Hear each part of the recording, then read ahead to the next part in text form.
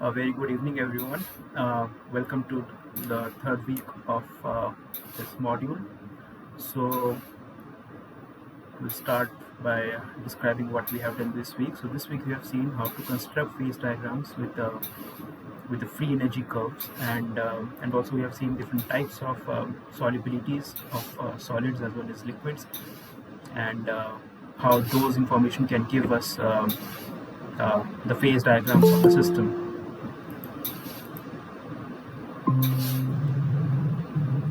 Okay. Hello, Karthik.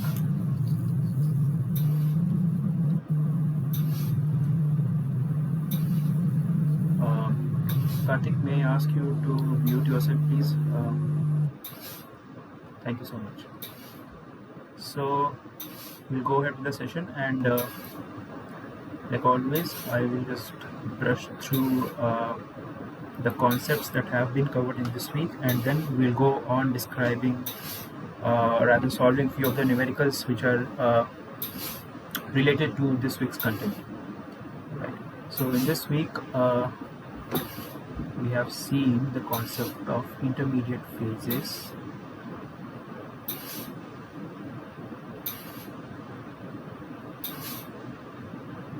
Right. So, and those intermediate phases are specifically observed when, let's say, if you have a binary compound A, B, and those components of the compound AB have dissimilar structure.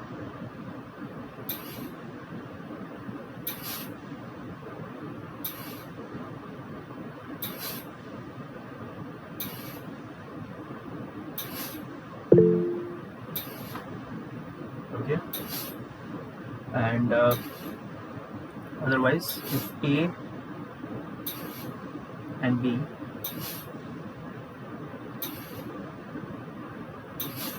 they have size differences.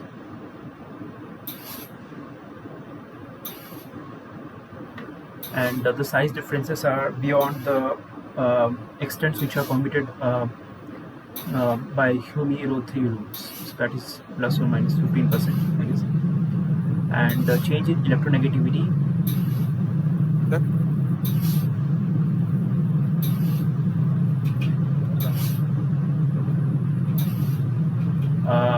Is or the difference in electronegativity is much higher between the two components forming the compounds, right? Hello. Hello. Yes. Sir, can you share the screen?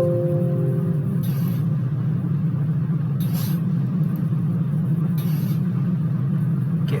Hello. Yeah. Sorry. I'll be sharing it here. Okay.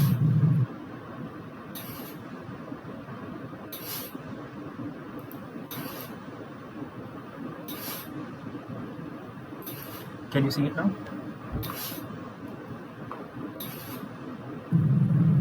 Yes.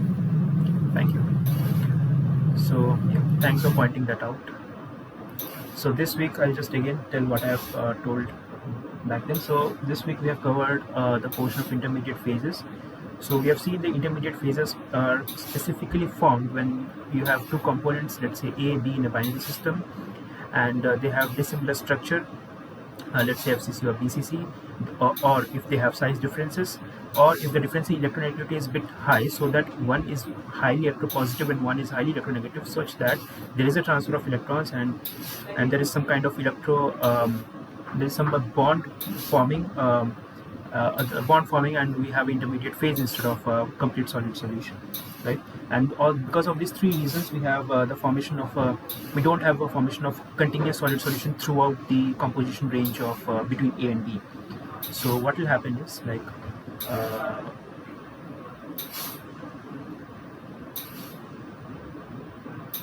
so if you have let's say pure A and pure B here, so the mole fraction of B increases this way.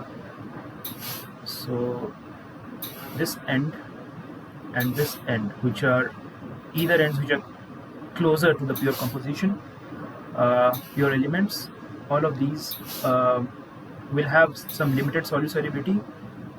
Let's say this side will have limited solubility of B in A, and this side A in B. So B is the solvent here, A is the solute, and what we have here or somewhere between is the intermediate phase, right? So this intermediate phases are formed somewhere in between the two compositions. So, and we have also seen that phases with fixed atom ratio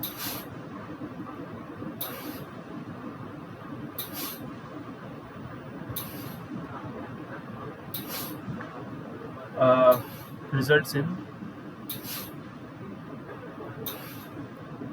lowest G in the case of stoichiometric compounds, right?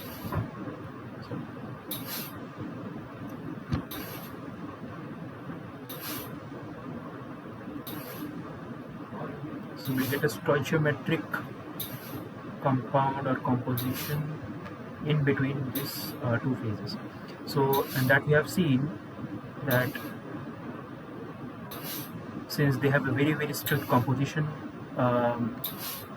ratio, so what will happen is there will be very restricted allowance for any other solute in that composition. So let's say if this is pure A and this is pure B, and we have intermediate forming at somewhat here, let's say chi naught, and what will happen is, so the free energy is very deep and narrow at this point, something like this, right? So what will happen because of this deep narrow free energy curve that we have, so what will happen is there will be limited solute solubility of of let's say A or B, either A or B, in this intermediate compound, and that will result in very stoichiometric compound following a very strict ratio, let's say A X or B Y, with X is to Y almost close to constant, because the deviation from this center line is very less. So this X to Y ratio, or the position of the composition in this phase field, is more or less constant. And the difference, if we just take the difference between the as such mixture of A and B and the compound that is forming, so that will give you the delta G that makes it stable. And as I said, this so-called compound AXBY has no extra tolerance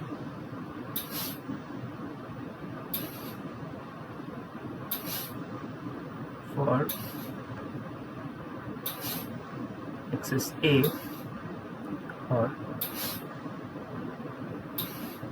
excess B due to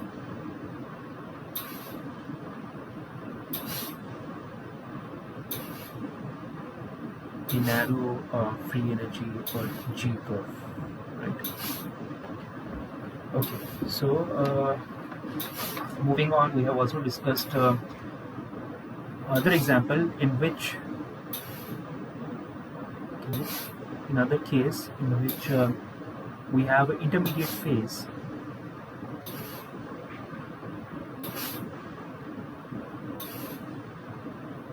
with compositional tolerance.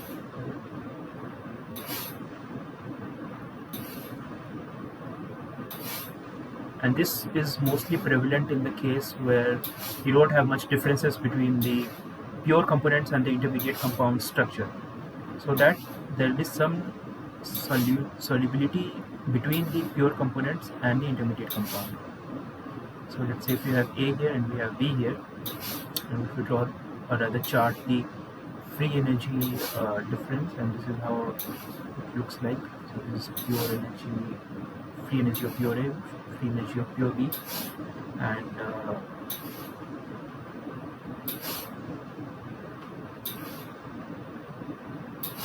let's say we have the intermediate composition here, right? Chi naught. So instead of forming a very deep narrow G curve, it will rather have a broad curve, right? So you can see that not only it is minimum here, but it also kind of minimum, not very far away from the minimum here, right? So the free energy is minimum here as well. So what will happen is the intermediate compound will have certain tolerance or certain solubility for A or for B, because it is, it is broadening both sides of the line. So thus, let's say if this is AXBY, so AXBY will have some compositional tolerance in this case.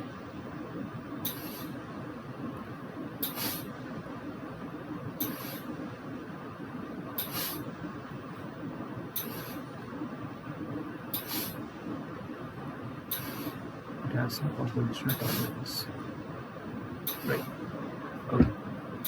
So also we have seen the factors that affects the shallowness of or the broadness of the curve, and we have discussed in the first slide. First, the crystal structure, the valency, the electronegativity, as well as the type of bonding. So if all of those are similar, then what will happen is it will try to form solid solutions with either of the pure compounds, and we'll have a broad phase covering a broader region of the phase field, right? Um, so if we have a narrow G curve, what turns out, this intermediate compound has a specific name, especially in the case of metallic systems. If you have a narrow G curve or a curve having a very limited solid solubility with the pure components, this particular intermediate phase is called intermetallic phase. Now, there should be a word of caution here. We only are speaking about metallic systems here. Of course, the concept of phase diagrams can also be applied to ceramics, non-oxides as well. So, you know, specifically in this course, we'll be seeing metallic or metallurgic examples. So in that other cases, it might not be called intermetallic, but here, because it is forming between two metals, and it's a very strict compositional phase that's forming between two pure metallic phases, we call it intermetallic phase, right? This particular intermediate compound has a special name, and it is usually stoichiometric. We have seen this is stoichiometric, and it has a fixed x to y ratio, where x and y are the number of moles of A and B respectively. Okay. So we have also seen, apart from these particular examples, like we can have other phases like ordered phases. The line compounds are the ones that I have all spoken about just now, the very pure stoichiometric compounds. We can also have the partially ordered, so medium range order structure, like glasses as such. So what happens essentially is, if let's say if you have stability of a system, so the free energy should be low, right?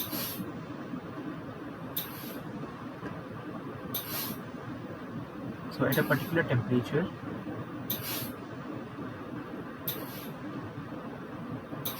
so we'll also see that here the pressure also plays a role, but for all practical purposes, we take the pressure to be 1 atmosphere in the case of phase diagrams, engineering phase diagrams, or equilibrium phase diagrams, just for the sake of convenience, because we live in an atmosphere with just pressure having 1 atmosphere, and the scale is 1 atmosphere.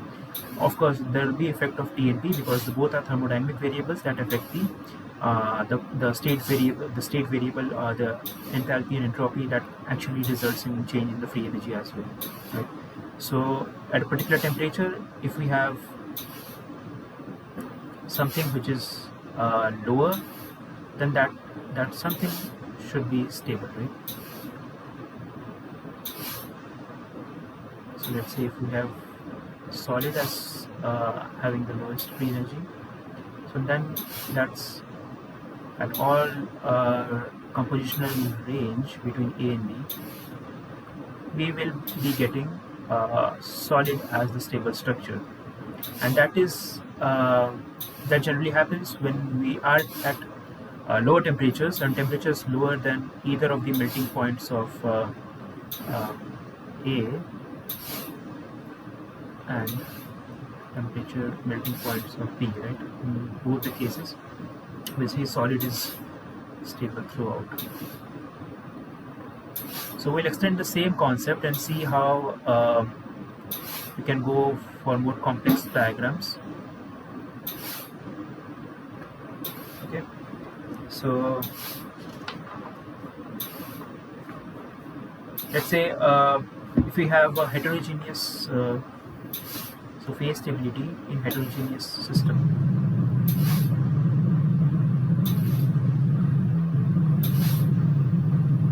Hello. Yes. A bit of this average phases. Sorry.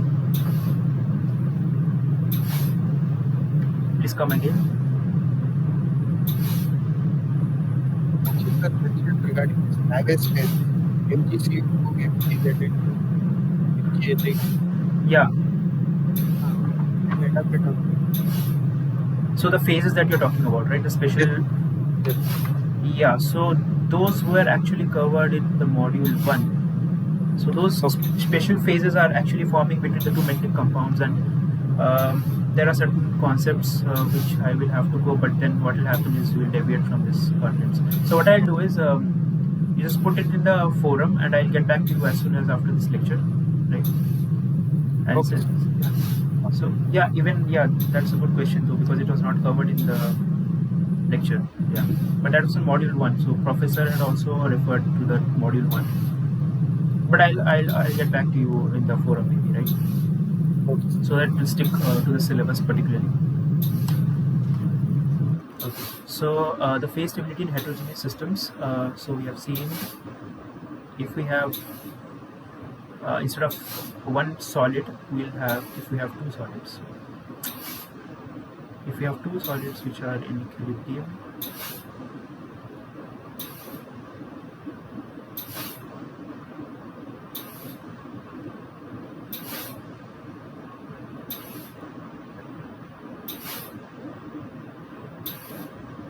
right?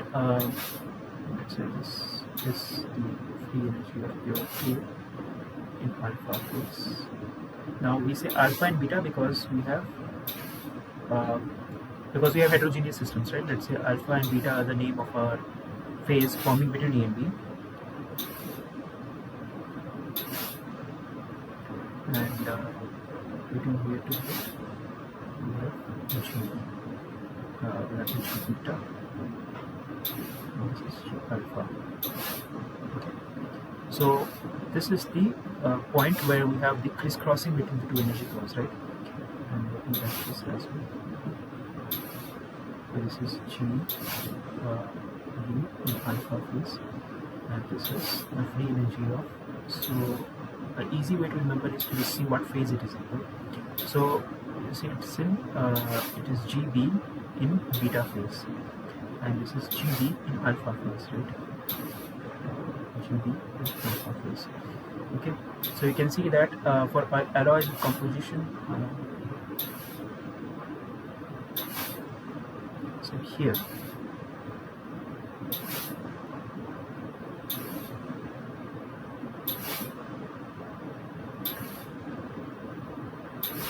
For alloys with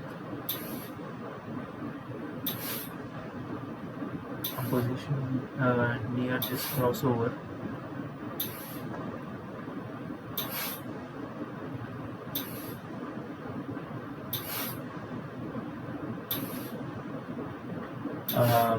the total free energy is minimized.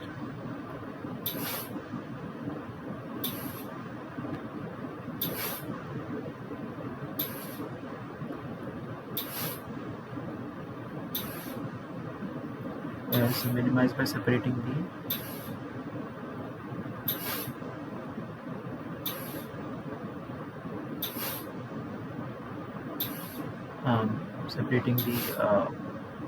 mixture or the mix into two phases. So we no more have the isomorphous mixture anymore. We'll have a certain segregation between the phases, and we have also seen in the lecture that if we just take a tangent like this,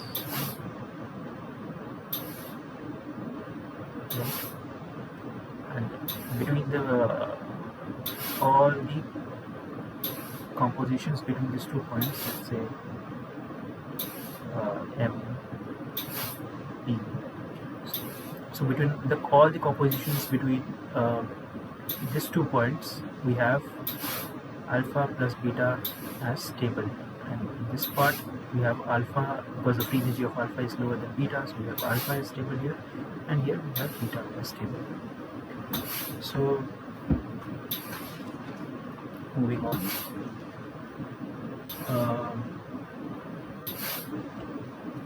So again, like if we just extend this tangent, we will get the chemical potential. So that's one concept that we have covered extensively in the second week. What's chemical potential, what's activity, right? So maybe we'll just quickly start with the construction of a phase diagram and see how those phase diagrams are constructed. So let's go with the binary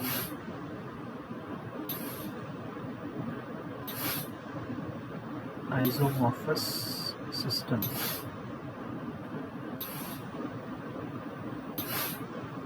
We have a binary isomorphous system that looks something like this.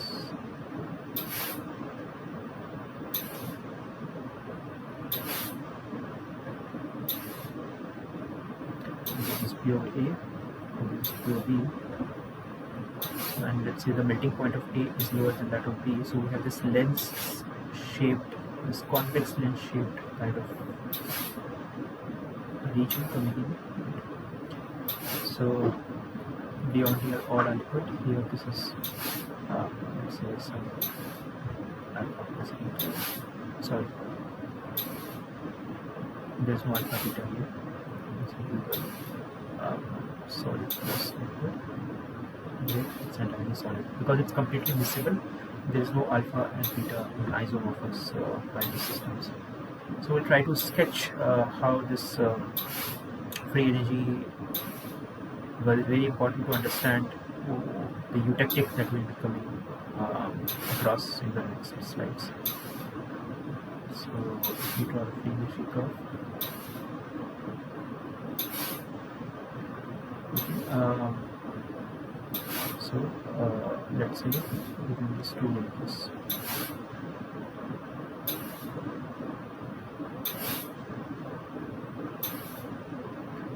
And from the phase diagram we can see this between these 2 range we have the coexistence of solid and liquid, right? And beyond this we have the stability of solid phase. So let's go ahead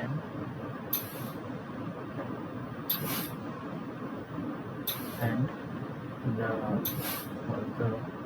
other side.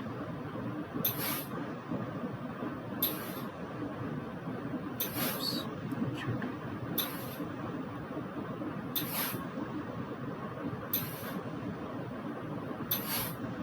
Okay, and if we just take the tangent here,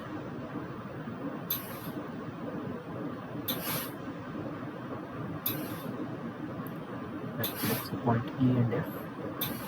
So this will give me the G, this is temperature. So this will give me the phase stability of solid plus liquid in this phase, and beyond which this is completely the solid or liquid.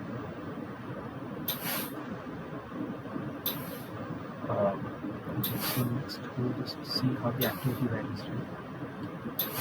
So if you have seen with activity 1 we can do it the next, which is much more clearer, because here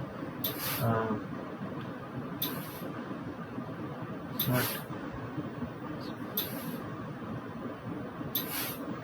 be an ideal system to show. So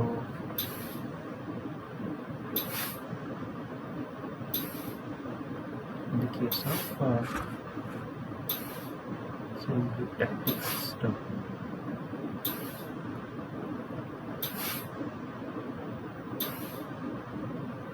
how this looks like. So we'll have a very typical nature of this graph.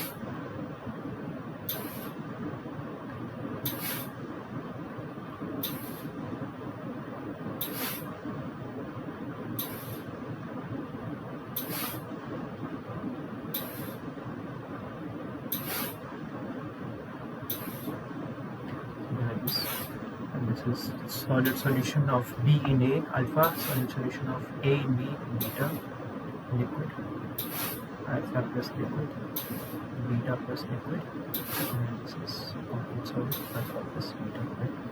And let's say if we just take a tie line. Now what's tie line? Tie line is a line that is taken at a particular temperature. So if I take a particular temperature here, because this is T axis, right? And if I take one temperature here, and if I just draw it like this, and I'll see that in this particular tie line, let's say T naught is cutting my phase diagram at 2 points, right? Assume that it is not touching here. So we'll see how the phase, the free energy curves will look like.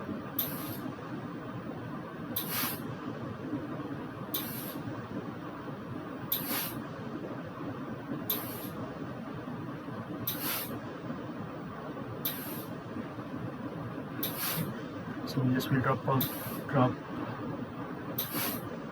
these lines.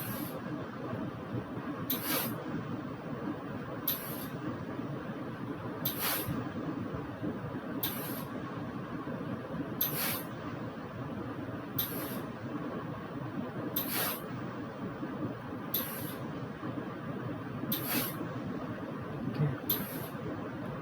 So G versus composition.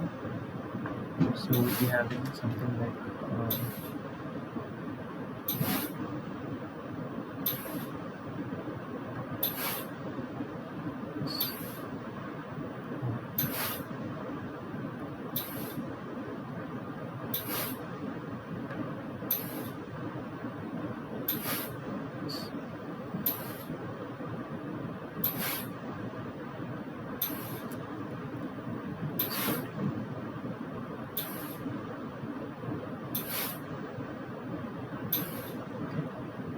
So by the way, it's not at minimum here, so please note that. Because if it were minimum, so then it will have equilibrium phase, but we don't have the equilibrium phase, we have liquids here.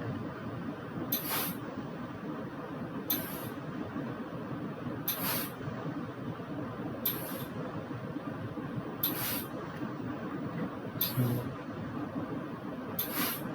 at this point, let's say E and F here again, we will be having phase field of alpha plus liquid.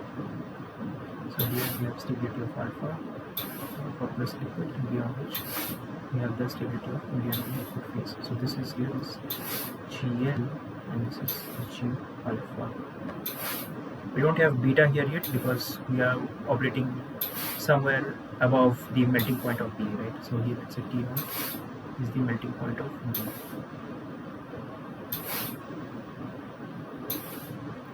So this is to join.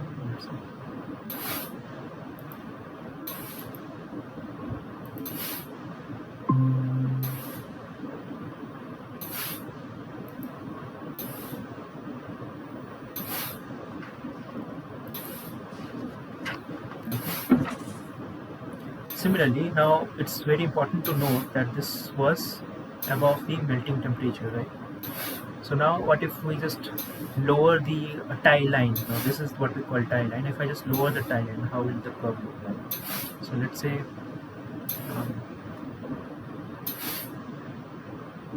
the second case here.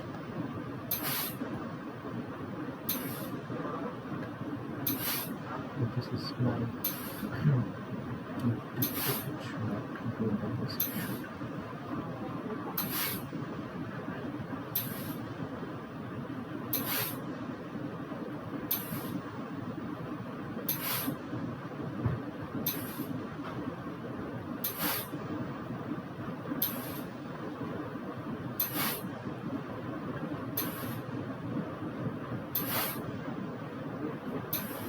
right. So the same thing, but here instead of taking the tie line, so with there we just take a tie line which is cutting through the B phase as well. So we are just lower the melting point. Yeah. right? So you see we're crossing a lot of phases, a lot of phase fields here. So you're crossing the alpha, you're crossing the liquid, alpha plus liquid, and you're crossing beta plus liquid, and you're crossing beta as well, right? So you're just crossing what, 5 phase fields. So this is beta. Okay, so if I just try to draw the free energy,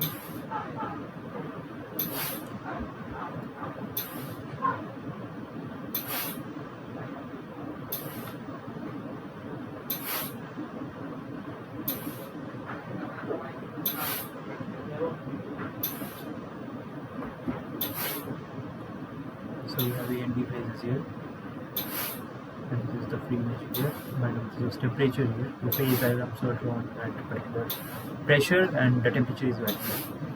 So if I just draw this lines,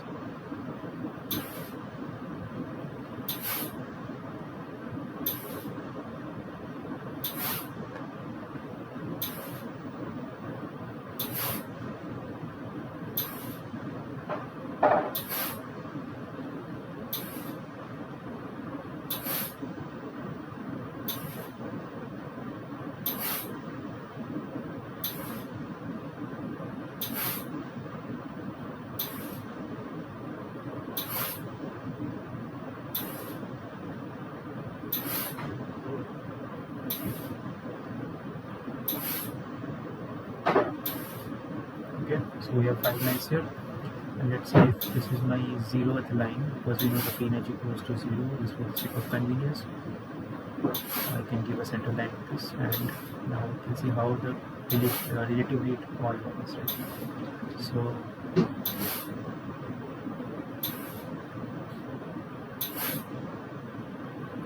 okay, so it goes this way.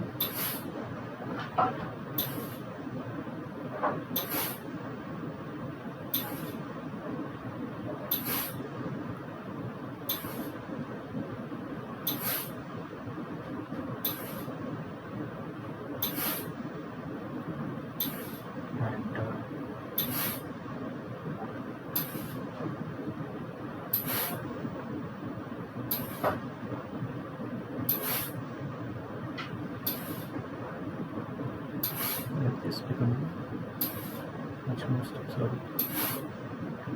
This becoming much more stable. Let's see like this.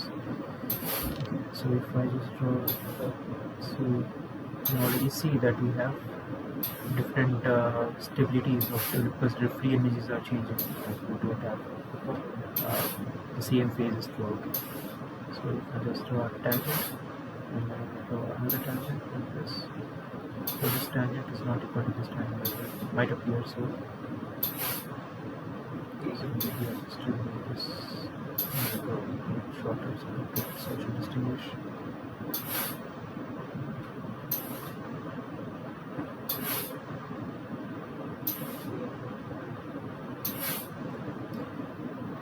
This tangent.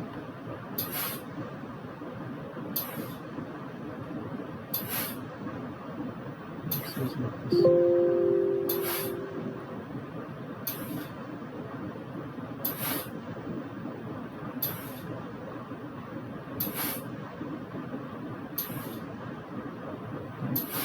So what we have here is alpha stability. So, and this is alpha plus liquid, and then we have liquid stability in the small region. We have beta plus liquid, and then we have beta, right? So this is what my alpha is. This is G alpha. This is what my G liquid is. And because of this combination, we have alpha plus liquid in between, and we have GB here. So let's look at the chart again.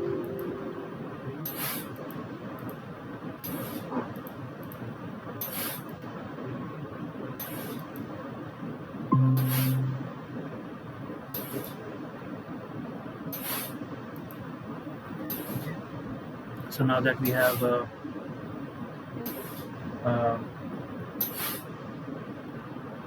mentioned the the free energy curves. So maybe parallelly I'll just show how the activity will vary also. So just imagine that this is in below this and the lines are extending below. So we have 4 drop lines.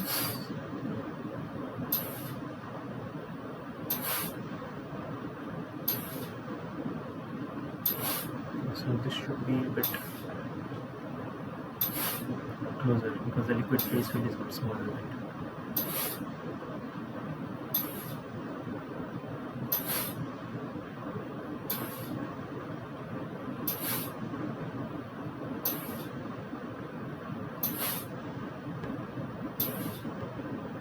Okay, so we have pure A and pure B, and this is activity of A here, and activity of A in pure phase is maximum and is equal to 1.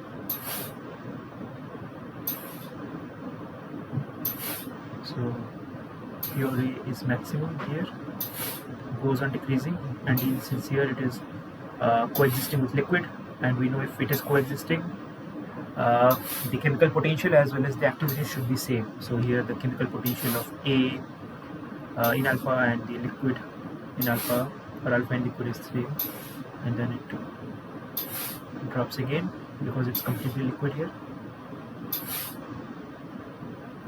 and then this way, and then it goes to C. Okay.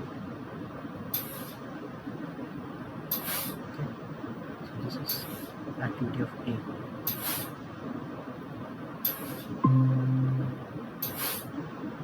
Let's see how activity of B. So activity of B will be like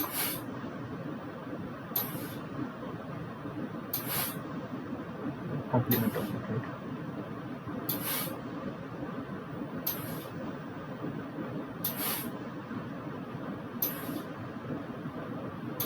This is how the activity of B would look like.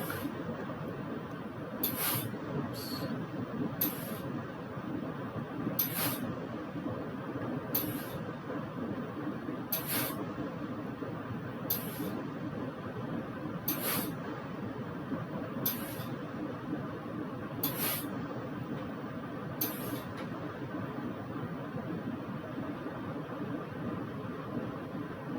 Okay.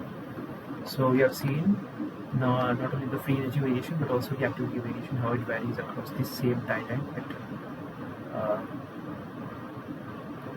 2 is equal to T, which is lower than T naught that we have seen in the previous case, right? Now we just continue the same thing again.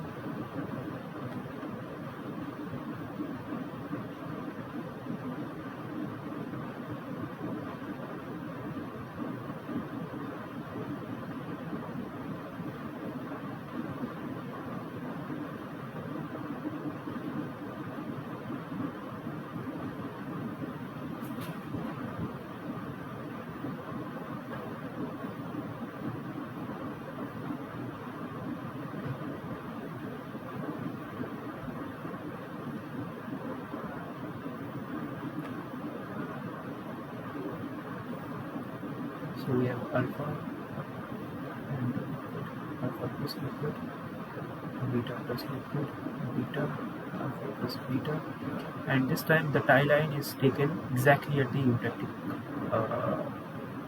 temperature. So there is eutectic temperature, eutectic composition. So this is the T is equal to TE.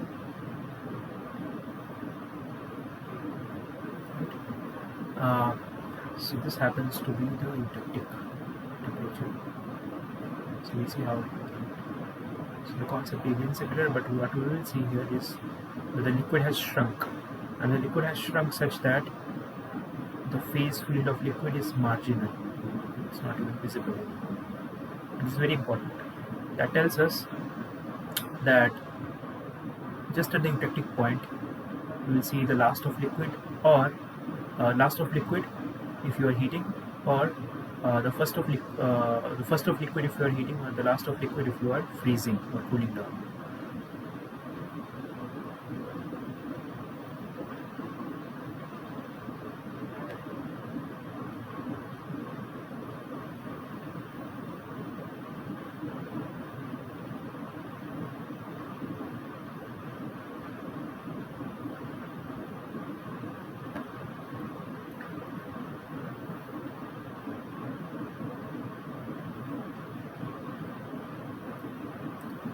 This is G versus composition, right? So similarly, like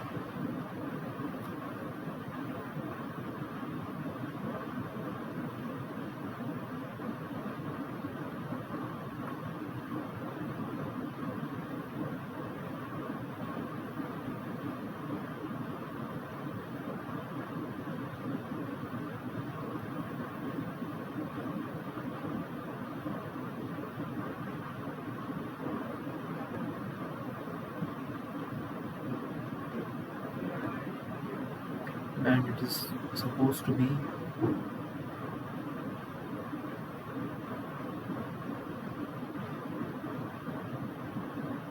the tangents are supposed to be parallel.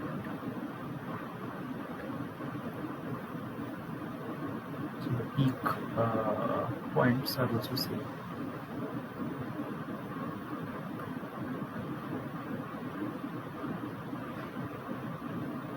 Okay.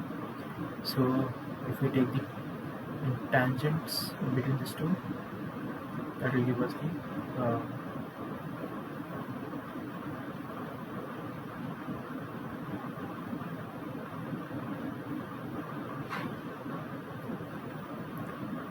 see the tangent is horizontal, and because the tangent is horizontal, like we have alpha, and this is G alpha, this is G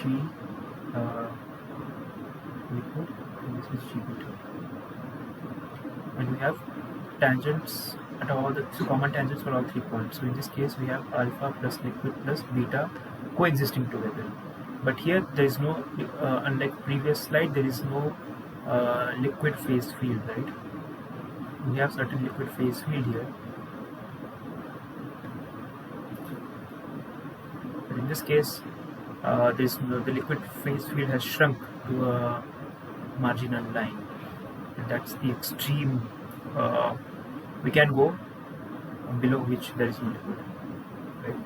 So we'll just see below which, if you just take a temperature just below the eutectic point,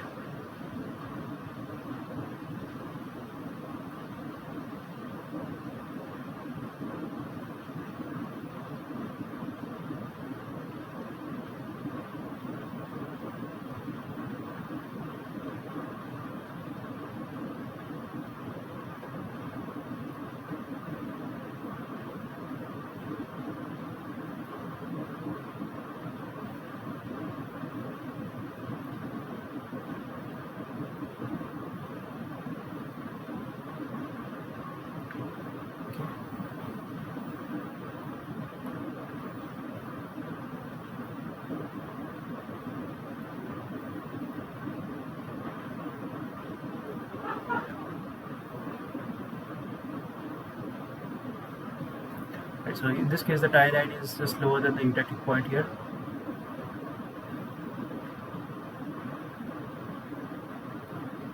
T is less than TE. Okay, so we'll just drop it back again and see how the feed is varying.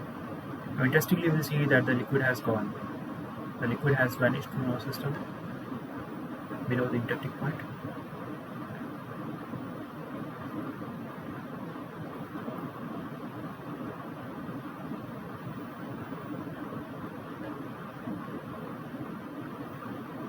So it intercepts it here.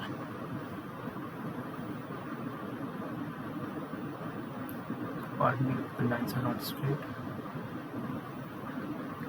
but hopefully you will understand what I'm trying to convey here.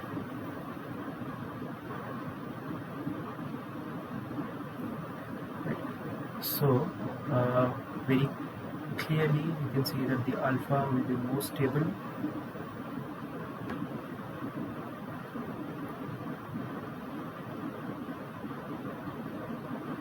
here, and the liquid is gone.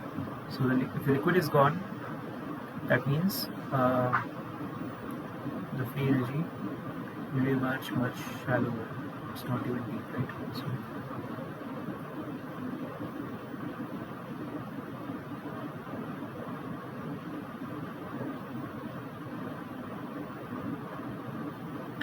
okay, and the third one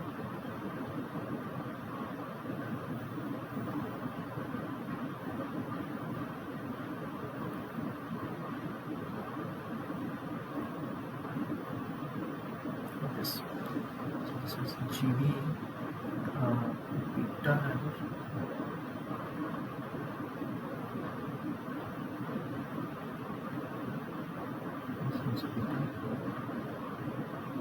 and this is GL, free energy of liquid, and this is the free energy of alpha phase. So if we just draw a tangent between these two minimas here, we see it's not even touching the liquid, right? So liquid is out of the equation here. So now what we have is alpha, alpha plus beta, and just beta. So the liquid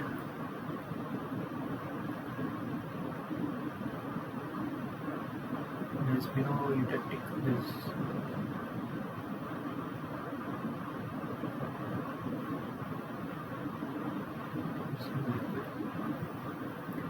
Okay, so this is a very important concept that I just wanted to recap again, and maybe I'll just go one more and I'll just end my theoretical portion. We'll go to numericals. Okay, so if we have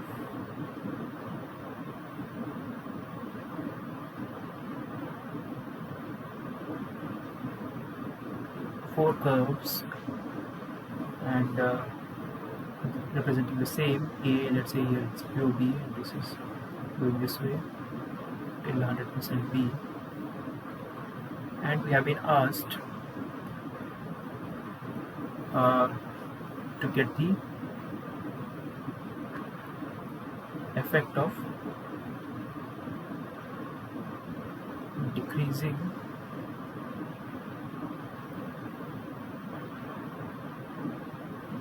solubility on the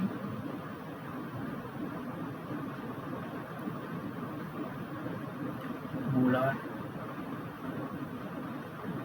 Gibbs free energy of mixing. So this is delta G M, molar Gibbs free energy of mixing, and we'll see how if let's say if my solid solubility is decreasing in this end,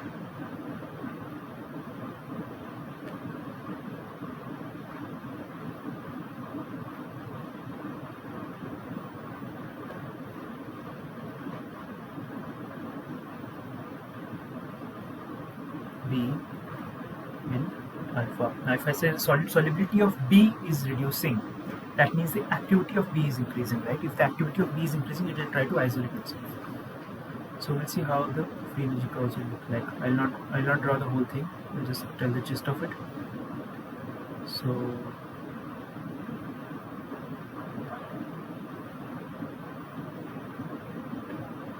if it is like this, so what will happen is slowly it will get more and more shallower. Ultimately what we have is something like this. Okay.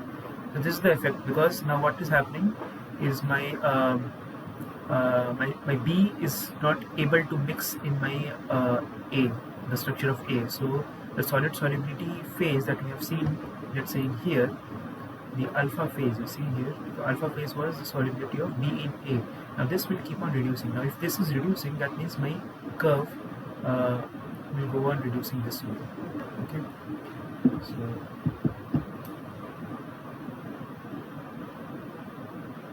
this is how my free energy curve is going to look like, and because of this reduction in the solid solubility, we'll see that the phase, so maybe I can just quickly show how the phase diagram it will look like.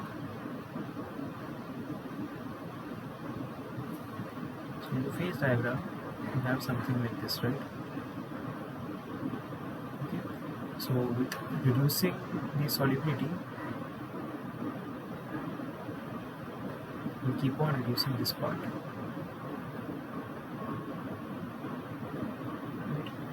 So the solver's line is going to get shifted due to reduced solubility.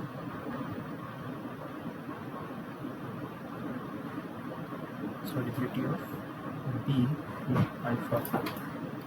This is the alpha phase, right? Okay, this is the alpha phase here, and this is pure B. Okay, so how this free energy curve is changing is what we have seen. So maybe that was all the theoretical part I wanted to recap again. Now we'll just quickly jump over to a few of the numericals that have been selected to cover all the topics.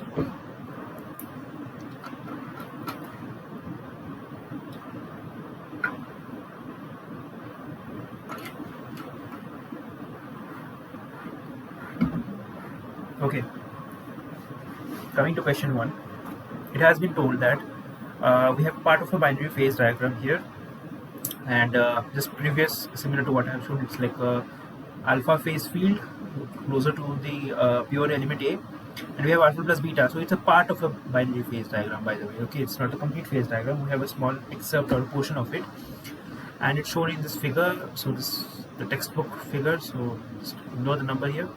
And it's been told that when a magnetic field is applied, the solubility of beta phase is reducing, and you can see, and we have, as we have seen in the previous example, the solubility of beta is reducing, and so the phase field is shrinking, and it's moving more towards the left side. The alpha is moving toward alpha phase field is moving towards the pure A side.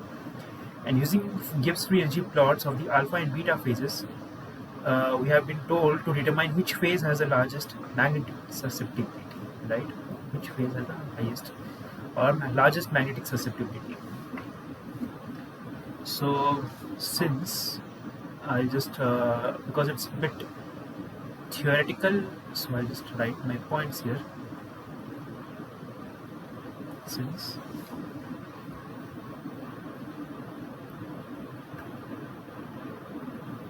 the solubility of beta has decreased,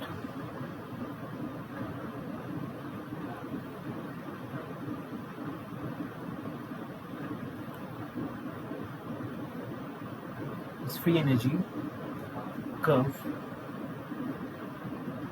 this G versus T curve, must have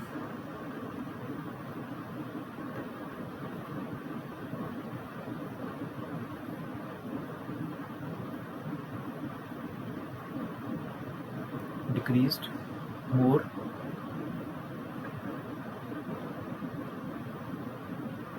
than that of the alpha phase. The free energy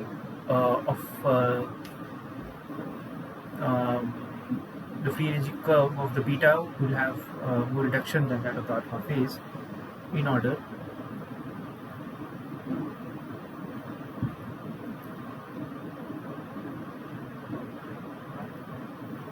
for the common tangent, because we take a tangent between the two minimas to move to the left.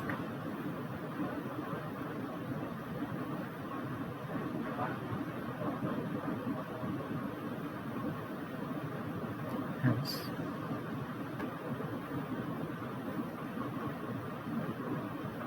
the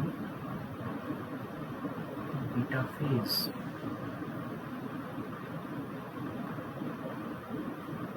must have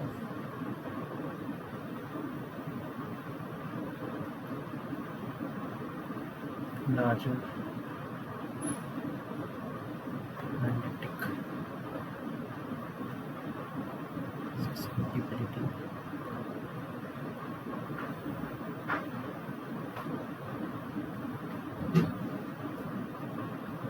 Why?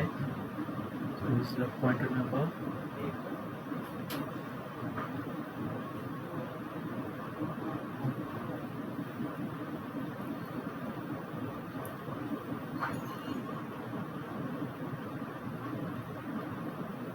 Applying a magnetic field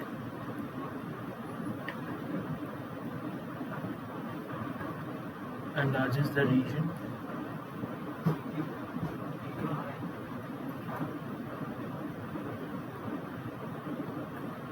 of stability.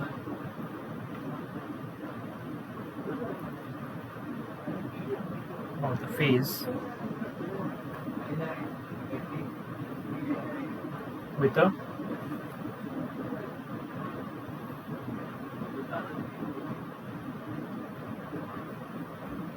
higher magnetic susceptibility.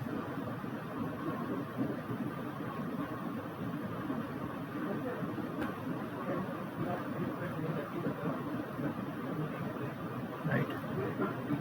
So we'll see now, because it has been asked, like using uh, the free energy plot, you have to show that, right? So how we'll see that? Next slide.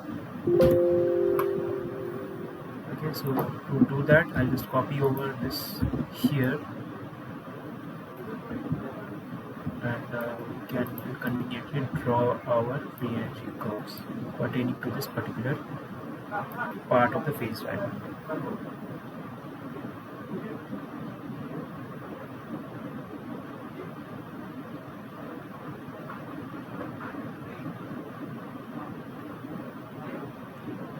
This is A, this is B, let's say chi B here, and this is delta G M. Okay, and if I just extend this part,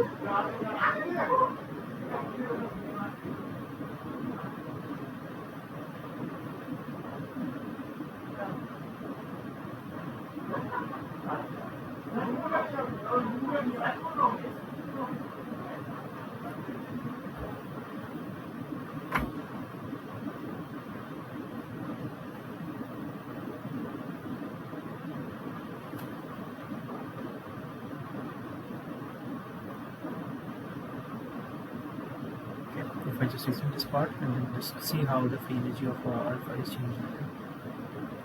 So the alpha free energy should have a minimum here, and the beta is much far away, much far away, so closer to where it is. It should have a minimum here. This is beta, this is alpha. Okay, and the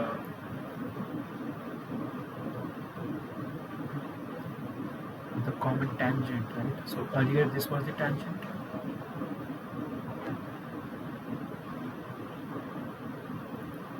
So after application of magnetic field, what will happen is this will go down. This will translate downwards. The free energy curve beta will translate downwards, like this, something like this. And what will happen is, instead of that, my tangent will actually curve this way, bow this way.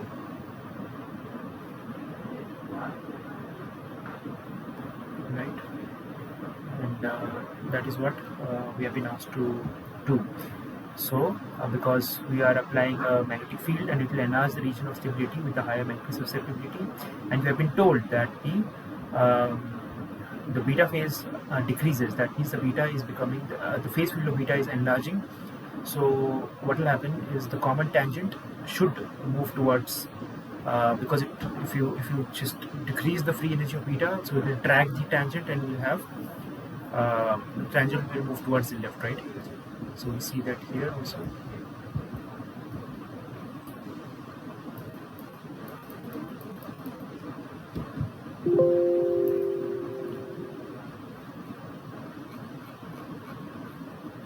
Okay. So we see that here also, like, because the tangent is getting changed, that's the reason why the phase stability, the region of phase stability is also getting changed. Okay.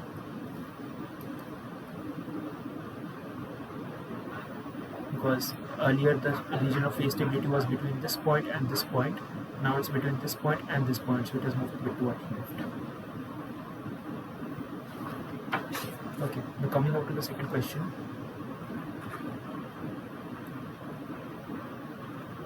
So we have been asked to draw a schematic of free energy pressure curves. So free energy pressure curves for pure iron at 1600, 1800, 500 and 300 degrees centigrade. So this is the pressure versus temperature, similar to what we have seen in the first week for a unary component water, liquid, vapor, we have seen the ice, we have seen the one component phase diagram. So it's a similar phase diagram, but it is asked to draw the free energy pressure curves at different temperatures. Okay, so let's see how we can solve this.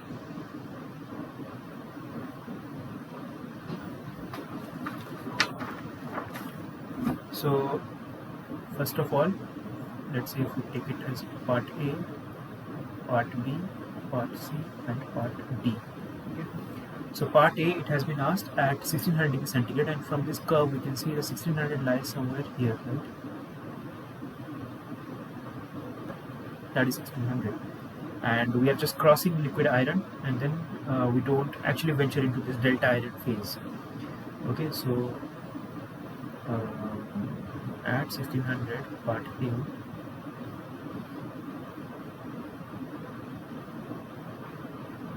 how is my curve going to look like?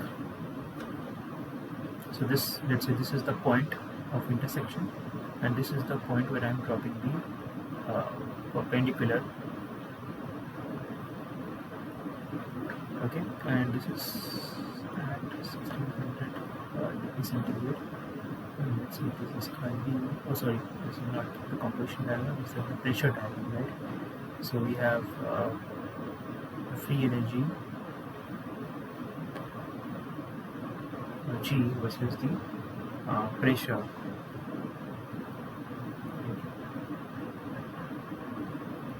Okay, so just see this below this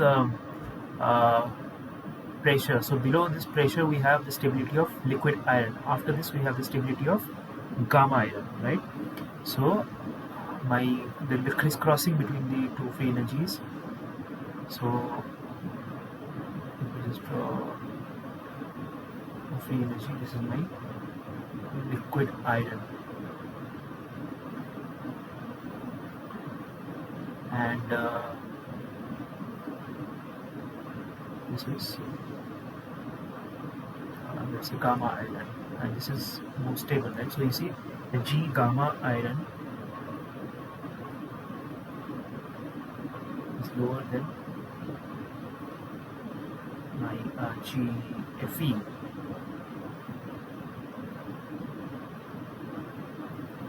Liquid Fe, right? And this is only and only after this pressure threshold, right? So this is after the pressure threshold of about 24.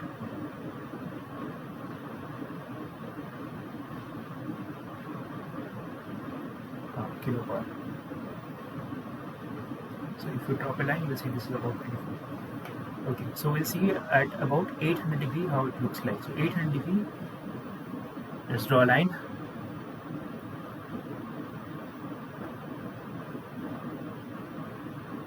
Okay, so we see we are crossing alpha iron and then gamma iron. Okay, and then we just draw the same.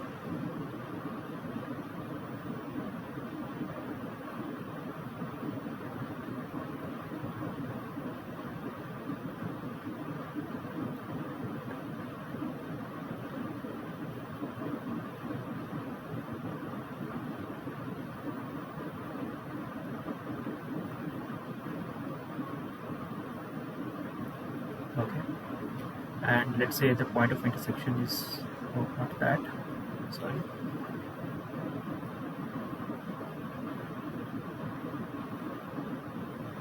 point of intersection is here somewhere, that is again closer to 24 as per the standard diagram. It should be about 22 or so. So if we exactly do it on a graph paper, we can chart the coordinates there, right? So this is, sorry, this is 22. Okay, so below that we have alpha iron stability. So alpha iron is stable below that. So we have lower free energy of alpha iron, right? And just above that,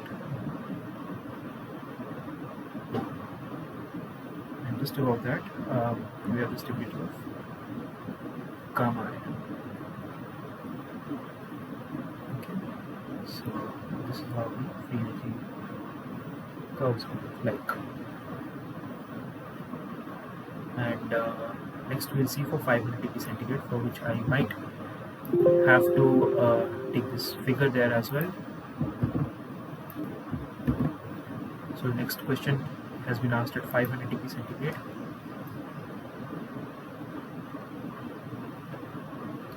Okay, so 500 degree centigrade is somewhere here.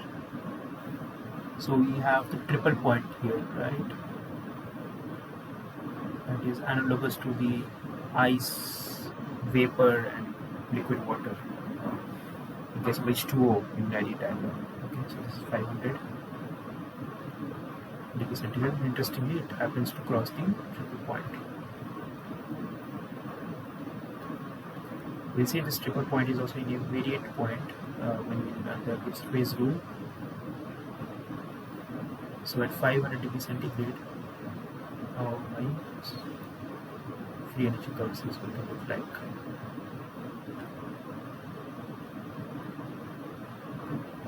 So this is temperature, this is pressure in kilobar. So if I just take the intersection point here, and that is about here, and how will it look like is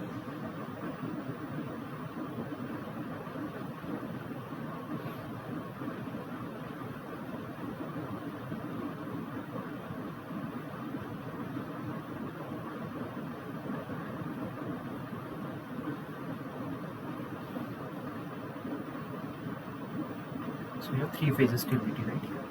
But as we cross it, we have eta iron. And epsilon iron is stable here. So epsilon iron is the curve for epsilon iron. And just below this, we have the stability of alpha iron. So this is the curve of alpha iron. This is alpha iron.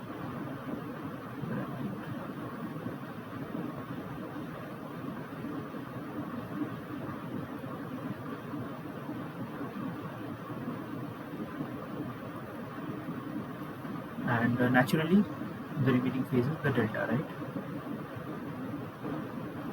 So the blue color is the delta iron. And the pressure as per the standard textbook is about 110. Okay. So we can see the last part is about 300 degree centigrade. We have been asked. 300 degree centigrade is just below this, right? So it's again a simple case.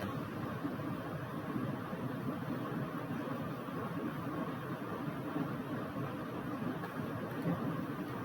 This is 300 degree tie line.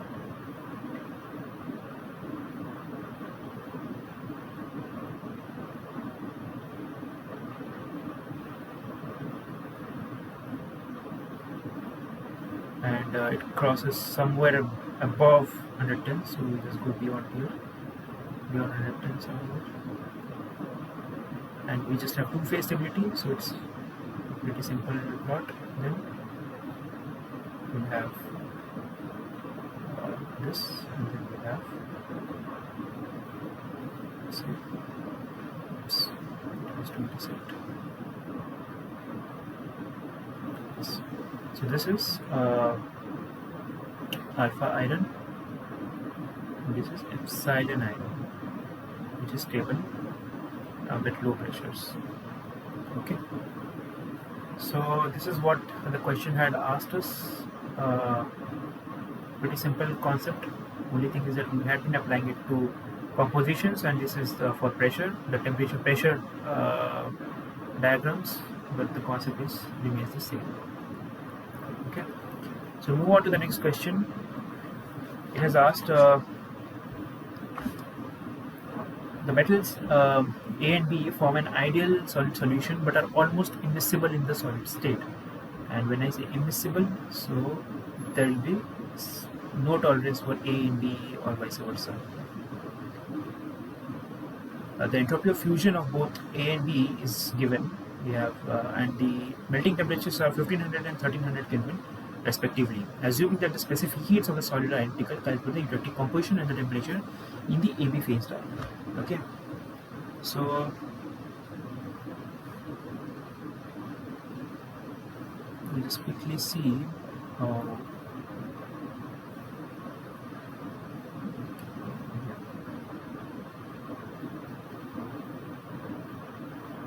since it's given that A and B are mutually miscible,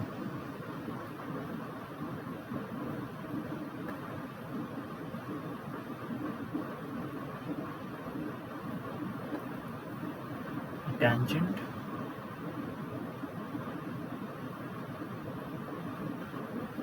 to the liquid curve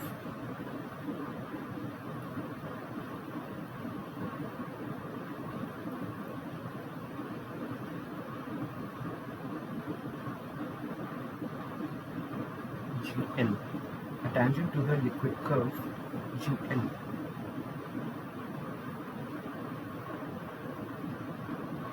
And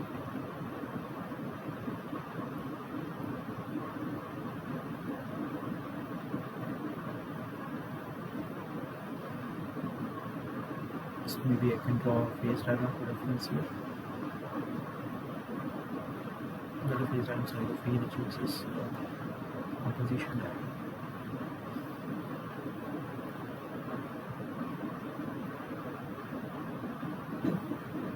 And this is done at the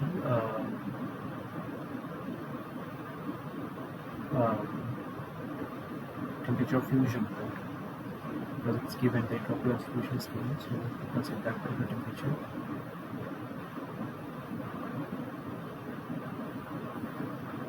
So this is GL for pure A, okay, and this is the, if I take a tangent like this, we know that the intercept of tangents gives us the chemical potential, right? And this is GL for B, and this is GB in solid phase. GA in solid phase. And this difference is delta GA, and the difference is delta GB. So at this point here, it is cutting it at chi B is equal to chi B E. Okay, and we have to find the same here. So this is G. So we have to find the same here, that at chi B is equal to chi E, it will intercept the curves.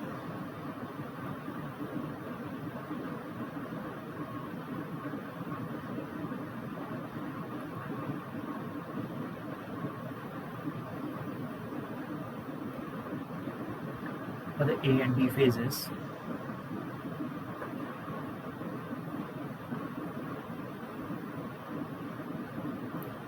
Show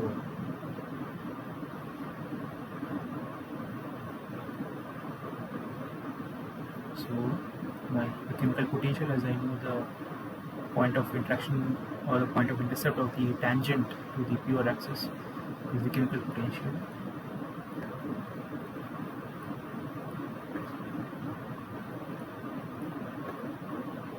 Right.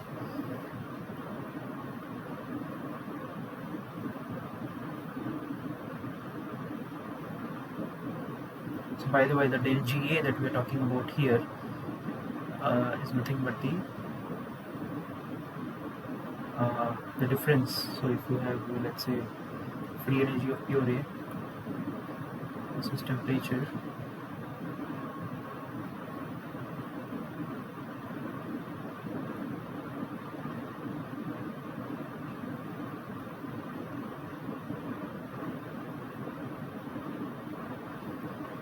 this is temperature, right?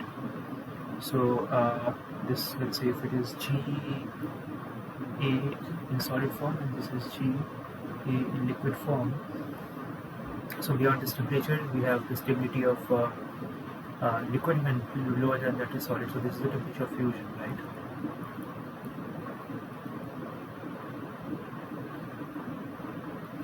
So, and this delta is the delta GA that we are referring to here. Okay, and delta GB similarly is the same case. We just have the pure energy of B here, and we have the free energies of B in solid phase and pure energy of B in liquid phase, and difference will give me delta GB, right? So moving on, we'll see what the question is asked.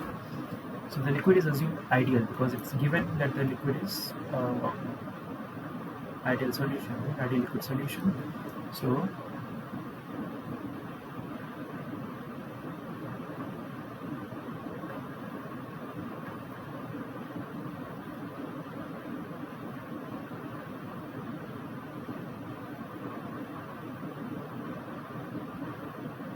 the liquid is assumed to be ideal.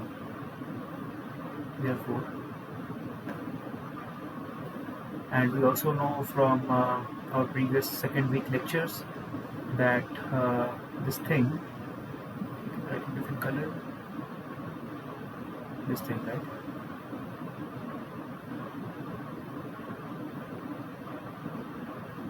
This thing is nothing but minus RT log IA, and this thing here is minus RT log IB. Okay, so we just equate it there. So delta GA is equal to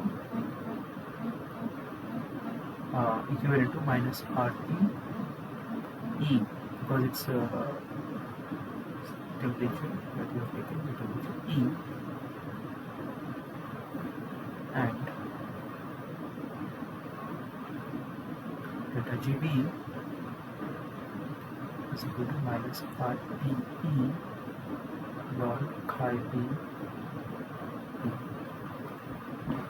But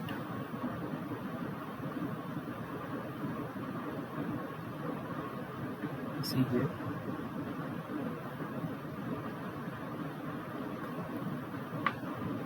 delta GA and delta GB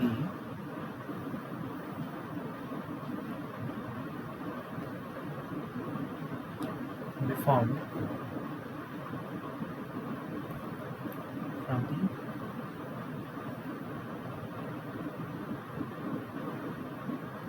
relationship shown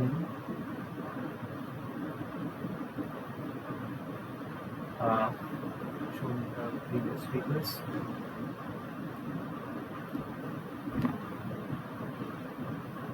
So if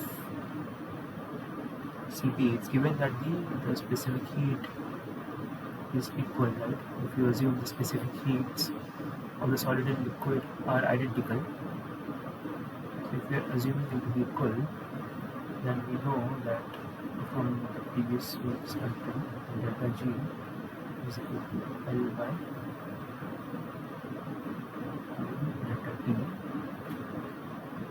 which implies delta G is equal to delta S and delta P, where L is a latent heat of fusion, right? And therefore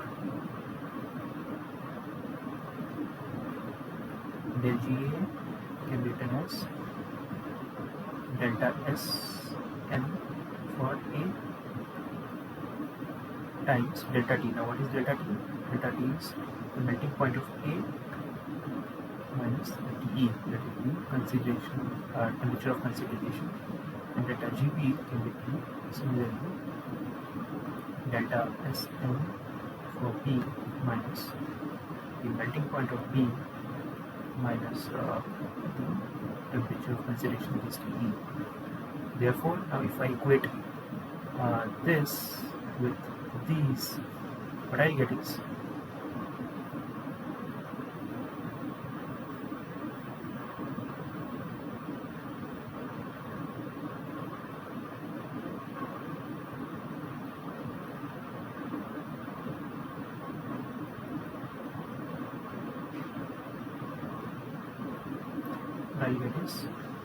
let's say, oops, we have run out of slides.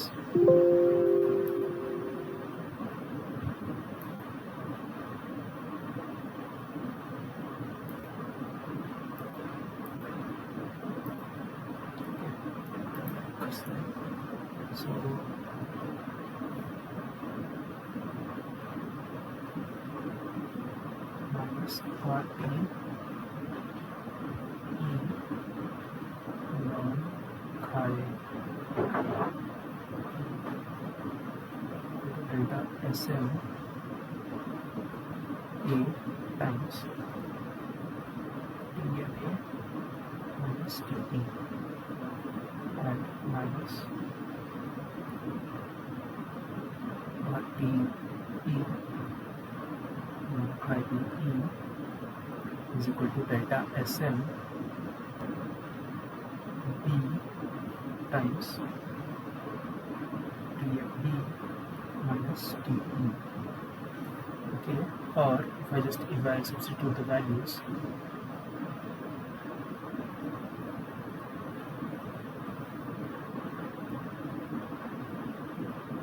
we have R is equal to minus 8.314, right?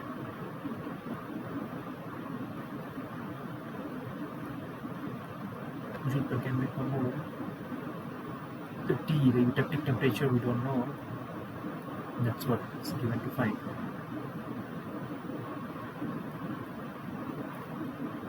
8.4.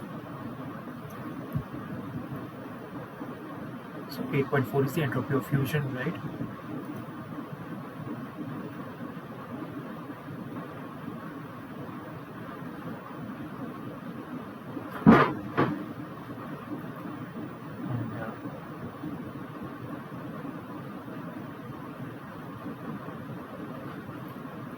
And since this is mole fraction, so we can write it in the ratio. Chi B, we can write it as 1 minus chi A, right? So we'll be having the equation with just chi A. And the melting temperature has been already mentioned. So solving these equations numerically, what will it give us? So what I'll do is I'll try to eliminate this this chi A term, so that I can give solving. We get chi A E. So we have two equations and two unknowns, so it will give me a unique solution, right?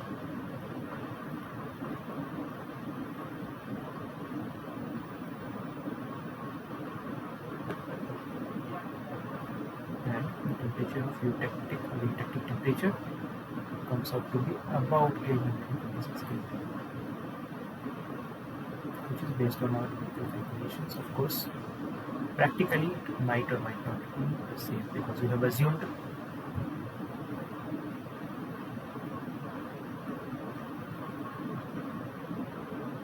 ideal solution. Of course, practically we have seen this is not so we might have certain variation from this answer, right? Okay, moving on. So it has been given the next question that the solidus and liquidus temperature for a germanium alloy system. So we've been asked to show the phase diagram or construct the phase diagram of the system and label each and every region. So this is a kind of a question that which will generally require plotting graph paper. So I suggest the students to take it as an assignment, and because it's quite interesting to plot it and join the lines and actually see the phase fields evolving, right? So in this case, the A component is the nothing but germanium, so Ge silicon. Oops.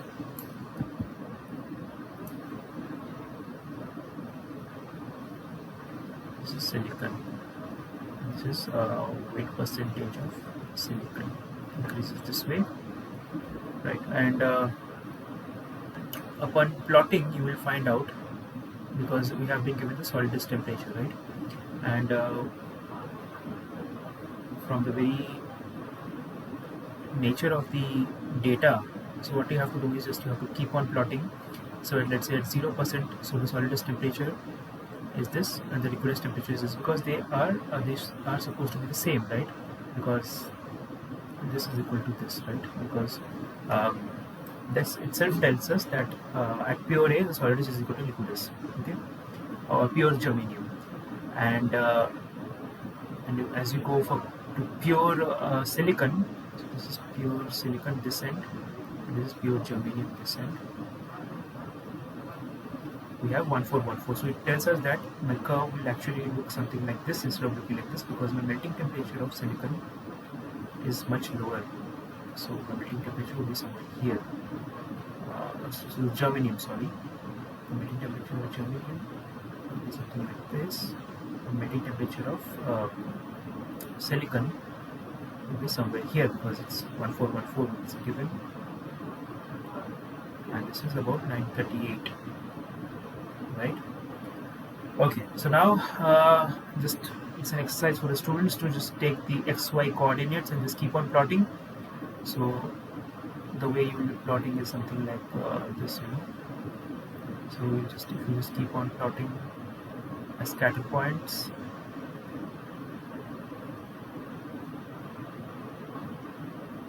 you will see that you get somewhat curve like this. And this is, by the way,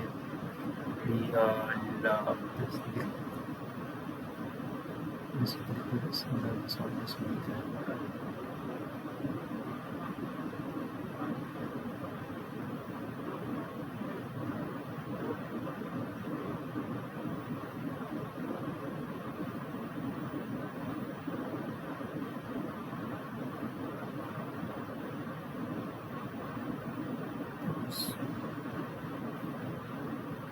So this point is just anomaly.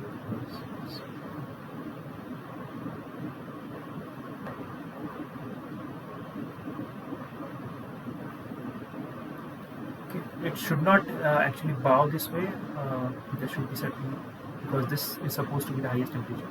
So assume that this is not actually bowing, and you have something melting point here somewhere. And if I join this,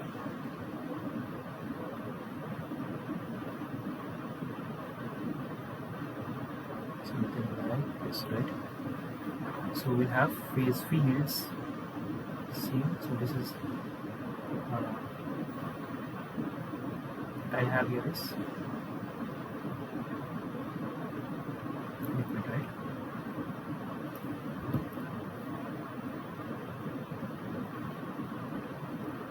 What I have here is alpha, also a solid solution.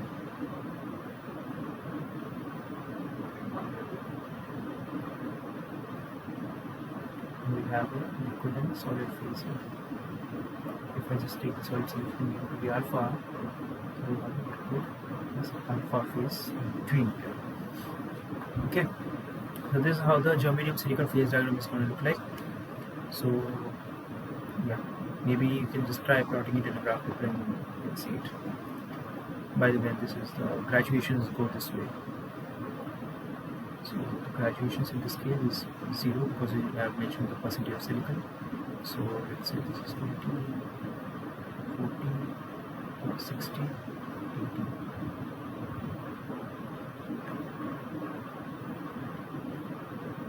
Okay.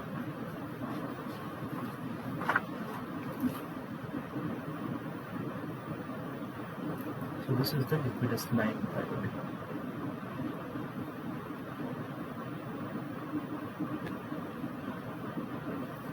This is the solidus line.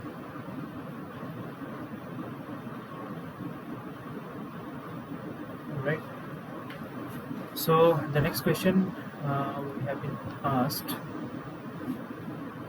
is it possible to have a copper nickel alloy at equilibrium that consists of a liquid phase of composition 20 weight% nickel, 80 weight% copper, and also an alpha phase of composition 37 weight% nickel, 63 weight% copper? If so, what's the approximate temperature of the alloy? If not, why? So for that, let's see what's the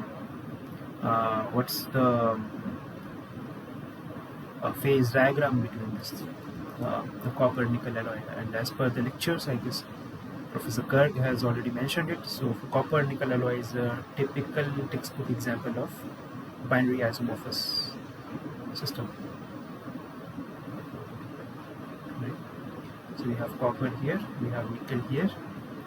So we have this lens-shaped region containing both solid and liquid equilibrium, and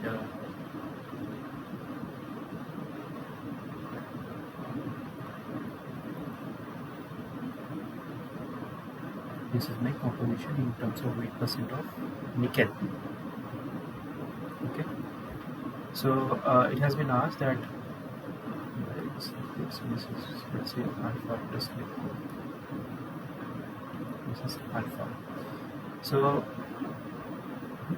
why it is possible or not possible? So as per the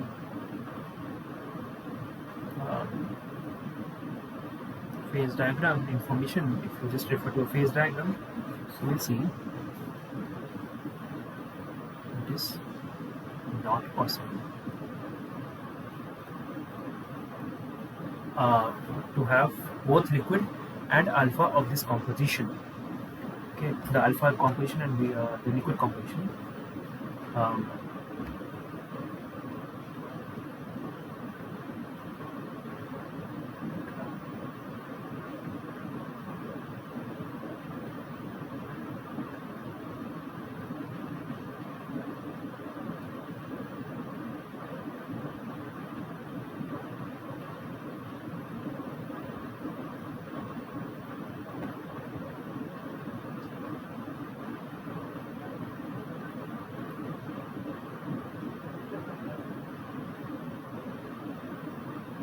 okay, why is that not possible? So 37 as Li is somewhere here, let's say.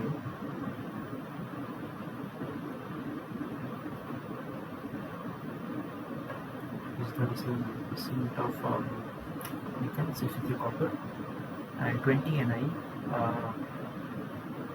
is, let's say, here somewhere.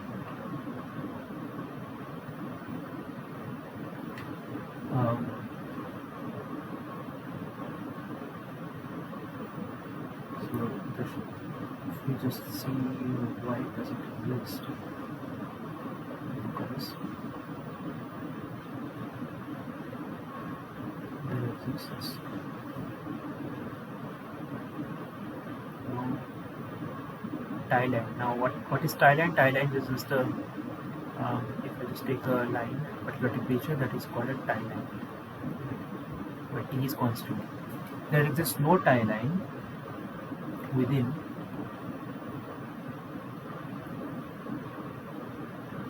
A plus L.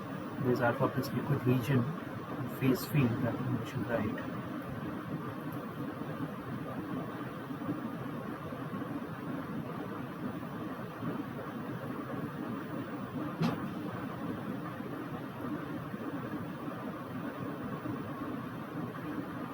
Intersects the phase boundaries.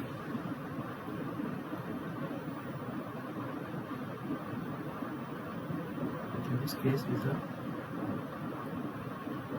solidus and quidus.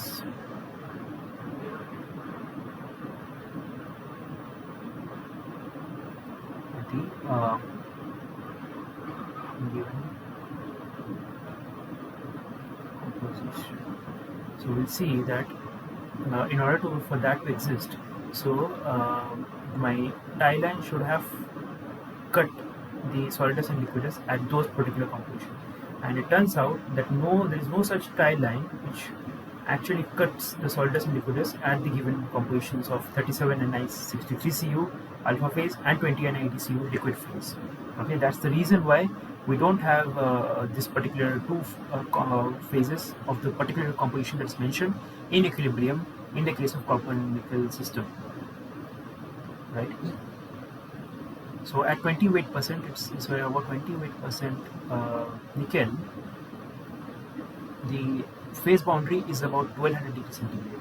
So this phase boundary is about, if I draw the color, this is about 1200 degrees centigrade. Okay, whereas the phase boundary here, if you just see, this should be about, in this case, this phase boundary here,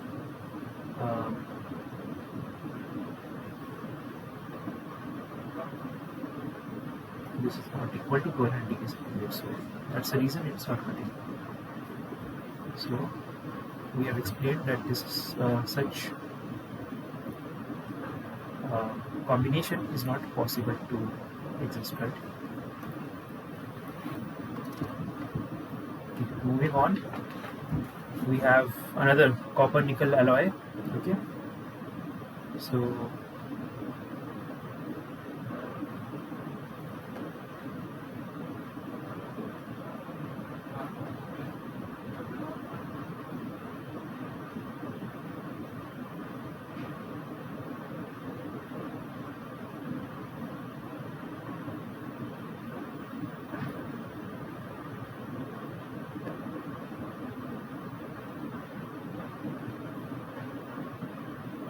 this copper nickel, weight percent of nickel. This is temperature. So again, diagram is going to be similar.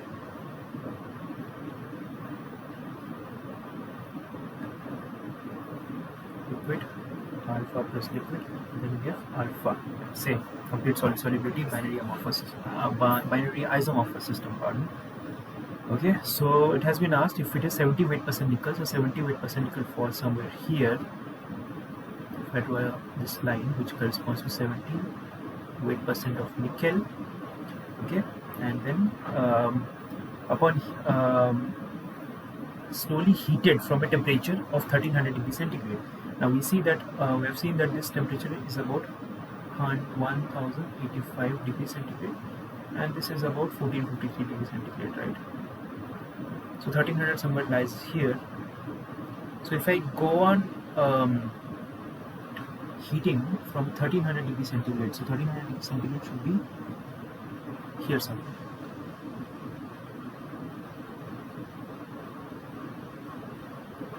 Right? This should be my 1300 degree centigrade, and if I go on heating the first liquid phase, number A,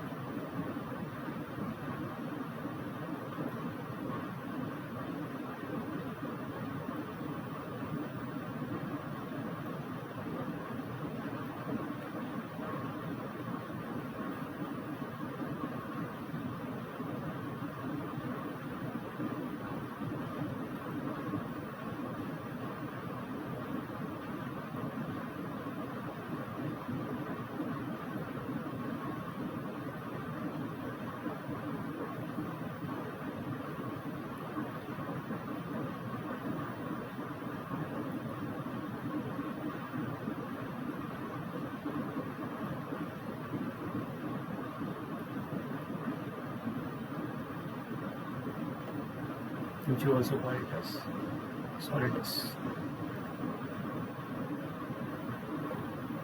So this is about 1345 degree centigrade. So if we start from here, and we keep on heating it, right? So we are going to touch the boundary at 1345, and that's the temperature where the first liquid will be introduced in that system for that composition. Okay. What is the composition of the liquid phase? Now it's very important. What's the composition just at this point? What is the composition of the liquid phase? So the composition of the liquid phase is given by, if I draw a tie line here, so where it's cutting. So composition of the liquid phase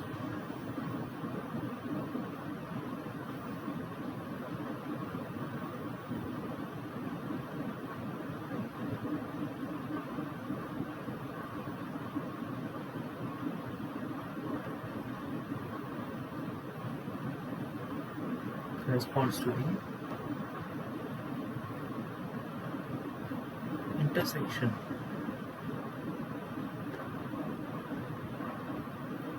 with the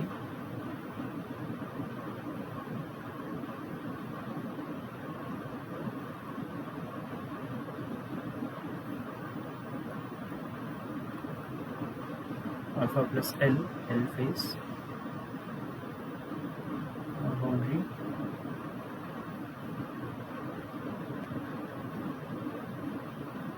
of a tie line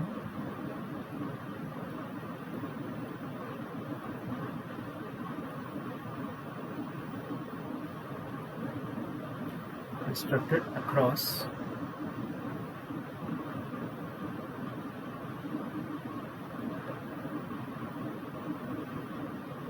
constructed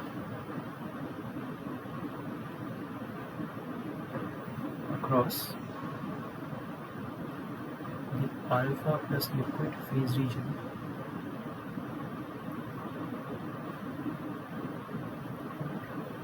at 1345 degree. So at this 1345 degree, if I draw a tie line like this, okay, so where is my liquid? So the liquid composition is somewhat this, right? So this will be the composition of the liquid, which comes out to be about 59%. Okay.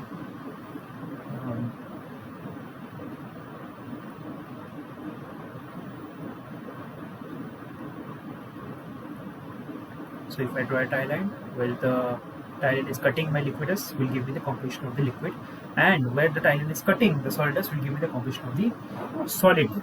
Okay. So what temperature does the complete melting of the alloy occur?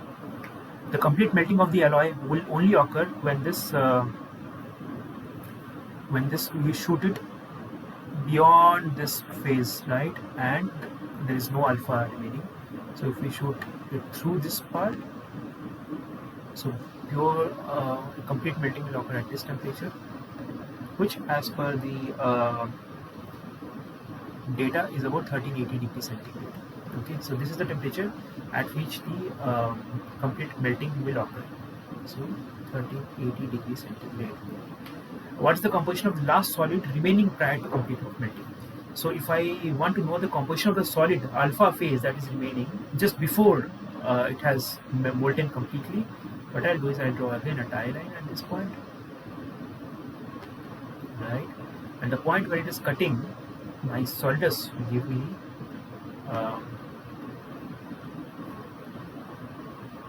composition of the alpha phase. Okay, so this comes out to be about 79 weight% of nickel. Okay. So this is the this 79 weight% nickel will be present in the alpha phase, which is just before the melting. Okay. So I guess that was clear. Now we move on and with the next question. A magnesium lead alloy of mass 5.5 kilograms consists of a solid alpha phase that has composition just slightly below the solubility limit at 200 degrees centigrade. That is 390 Fahrenheit. What is the mass of lead in this alloy? So this will require some phase diagram reference. So what we will rather do is we'll go by what is given to us from the textbook. From textbook it is given that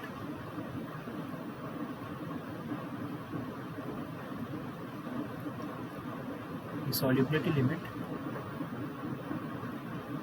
for the alpha phase at 200 degrees centigrade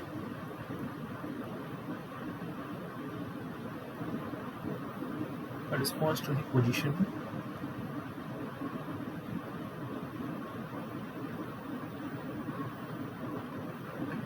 of the alpha plus Mg2Pb phase boundary.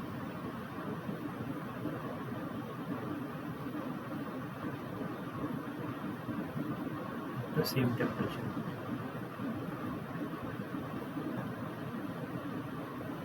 Which is solubility is about 5 weight% of lead. Hence, the mass of lead, because the solubility is only 5%, the mass of lead in this alloy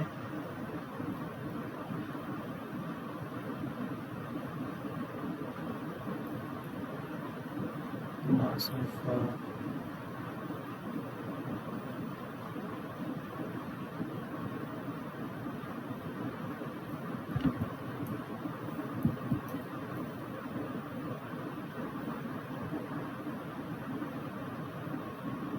the alloy is equal to 5% of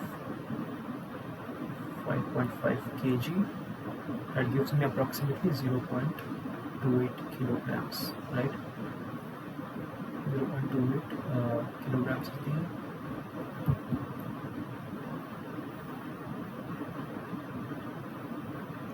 is the mass of the lead that we have in this particular alloy.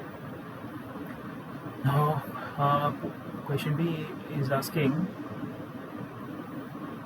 if alloy is heated to 350 degrees centigrade, how much more lead may be dissolved? So at 350 degrees centigrade, of course, my solvus is going to change. So my solubility limit is going to change, right?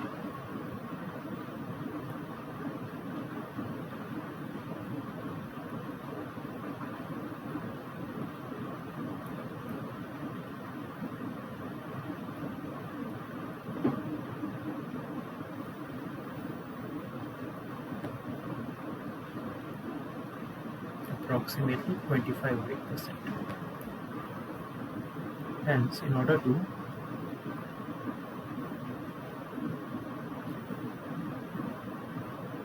determine the additional amount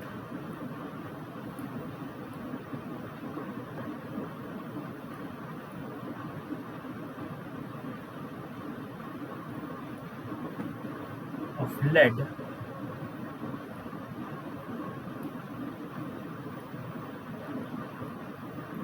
that may be added,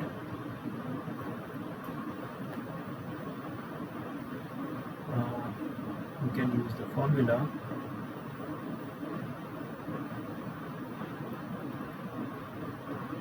so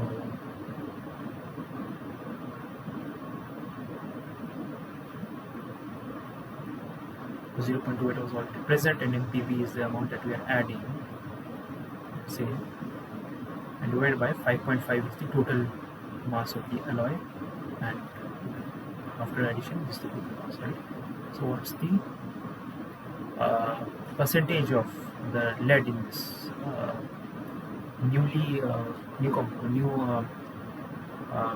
this new composition after heating it is comes out to 1.46 kilograms. So this is the amount of lead that I will be having after I heat the same composition up to 350 degrees centigrade, because my solubility limit has increased. So from 0.28 kilograms to I will have 1.46 kilograms. Okay. So I have been asked to construct the hypothetical phase diagram for A and B. These are two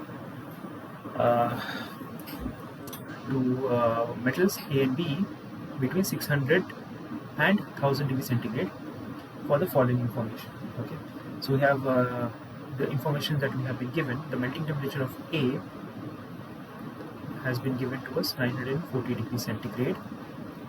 The solubility of B in A is negligible at all temperatures. So what it is saying is that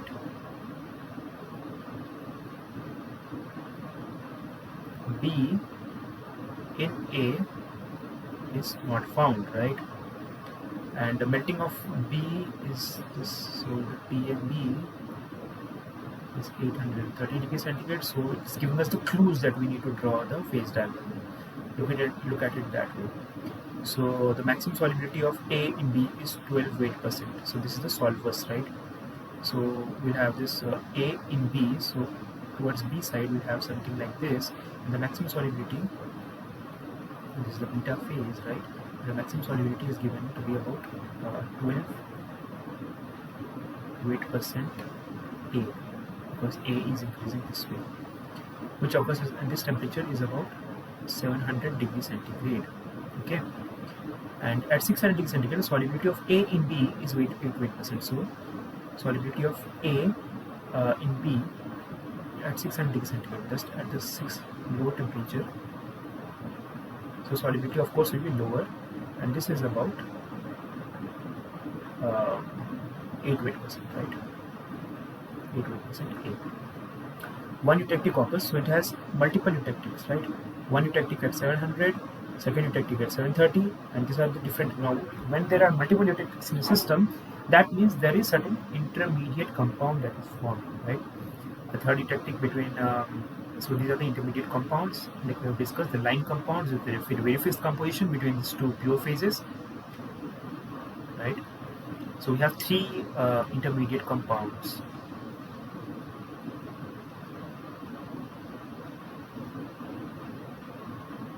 Three intermediates, right? And a congruent melting point. Now, congruent melting point is where the solid directly turns to liquid, okay? And this has been given. A second congruent melting point, intermetallic compound exists as this. Okay, so basically we have AB and AB2.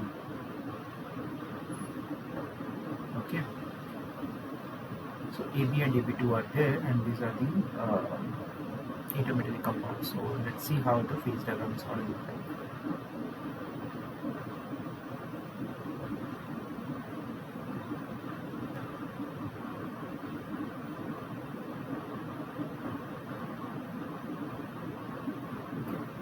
So this is the composition of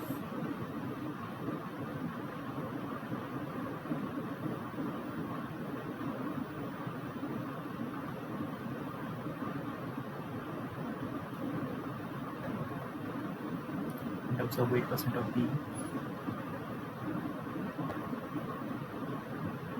0 to 100. Okay, and this is the temperature.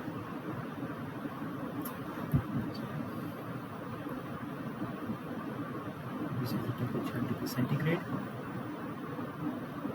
and we will see how the phases are.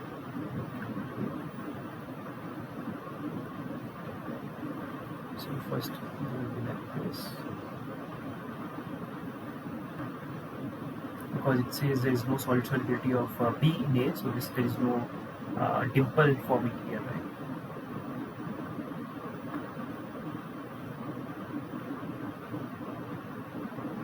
Okay, so we have intermediate here, and this is what we have been told is AB composition, and we have second eutectic forming right here.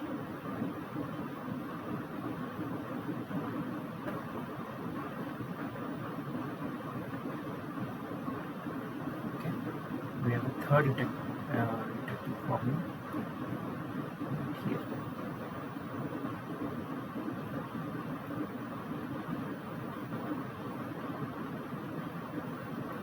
But it has been mentioned that we have a limited solubility of A in B. So there is going to be an alpha phase. Okay, so let's label this. We have liquid. We will be having A phase, so A plus liquid. And this is A plus AB, and this is AB plus liquid. And so it should not be there. And this should be AB plus liquid, and this is AB2, so it is mentioned, and this is AB2 plus liquid, and this is AB plus AB2, this is liquid again, and liquid L, and this is AB2 plus liquid, and this is alpha plus liquid, and this is AB2 plus alpha. So these are all the phases that we have in this hypothetical phase diagrams between A and B. So weight percent A is increasing this way, and weight percent of B is increasing this way. Okay, so this is a solution to our question. So we have three eutectics: eutectic 1, eutectic 2, and eutectic 3 in the system. We have two intermetallic compounds, AB and AB2, and we have partial solid solubility of A in B, signified by this region, and these coordinates have been given. So again, this is a good example for students to try in graph paper. Okay, and right, and the melting points have also been given, so you can exactly chart out the coordinates and just join the traces and you will get that, right? And this is the melting point of A is about 940 and B is 830. So this is 940 degrees centigrade. This is 830 degrees centigrade. Okay. All right. So moving on. So we have a binary eutectic copper silver phase diagram in this question, and we have been asked to do the analysis of phases at 88 weight percent. So we have already done this composition at 88 weight percent of silver and 12 weight percent of copper at all temperatures. All the temperatures is 1000 degrees centigrade. So this one is 1000 degrees centigrade, 800 degrees centigrade is this one,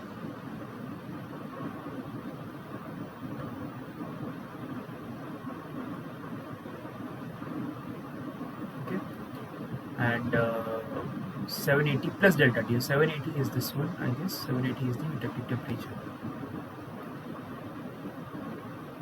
plus delta T. So just infinitesimally above the eutectic and just infinitesimally below the eutectic. Okay. So what are the phases? So number A, at 1000 degrees centigrade, what are the phases present? So we have the phases present are, you can see 1000 degrees centigrade, we have nothing but liquid, right? So we have liquid, the chemical composition is 100% liquid. Okay, the composition is 100% liquid, and at temperature 800 degrees centigrade, we can see that we have liquid plus beta.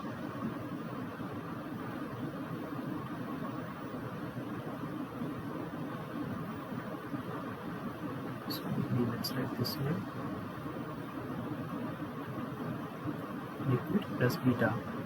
Okay, now what's the composition of the liquid? We can get, since I mentioned in the last question, just see whether tie line is cutting them. So the liquid composition is somewhat here, right? And the solid composition, beta composition is somewhat here.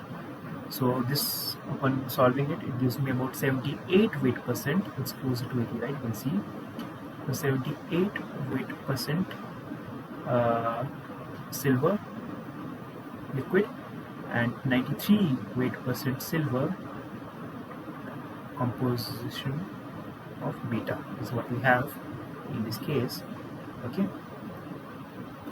Number C.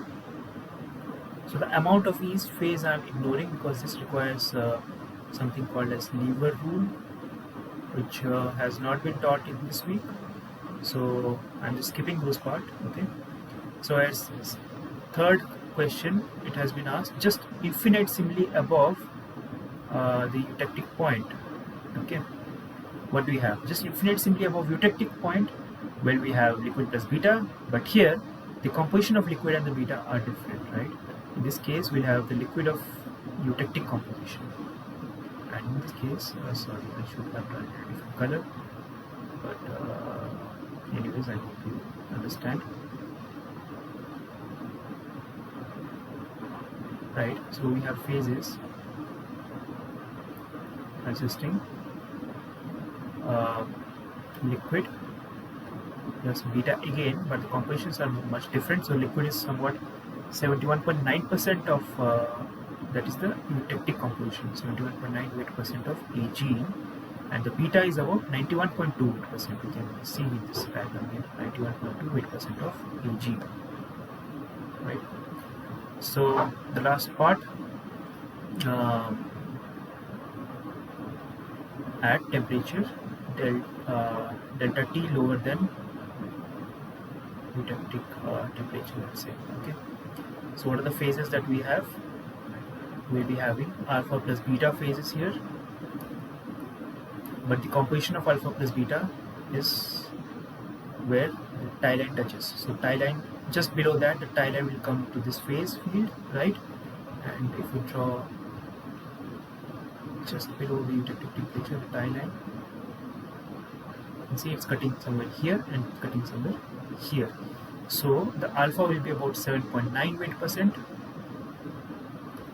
Ag, and this is about 91.28%, which is similar to what we have seen in the previous case. The beta population not changing, but the liquid has vanished because we have crossed below the eutectic point, right? So yeah, I think this is what we'll discuss. So microstructure has not been covered, so I'm not going to discuss that at this point. Okay, so the last part, in the lead tin phase diagram, answer the following questions. What is alpha? So let's see what is alpha. Alpha, we can see this diagram is the solid solution of tin in lead, right? Alpha is in, so if you will see technically, alpha will be an FCC, solid solution of tin in lead. And here, when I say tin in lead, my lead is the solvent because it's close to 100% lead, and tin is the solute, right? All right. What is beta? Well, beta is BCT, body center tetragonal, solid solution of lead in tin, right? Because here tin is a majority, so here tin is the solvent, lead is the solvent, right? Okay, let's move on to the next bit, which is what happens to the solubility of tin in alpha. So let's see the solubility of tin in alpha. Solubility of tin in alpha here. What is the maximum solubility? It's about 19%, right? It's already mentioned. So maximum solubility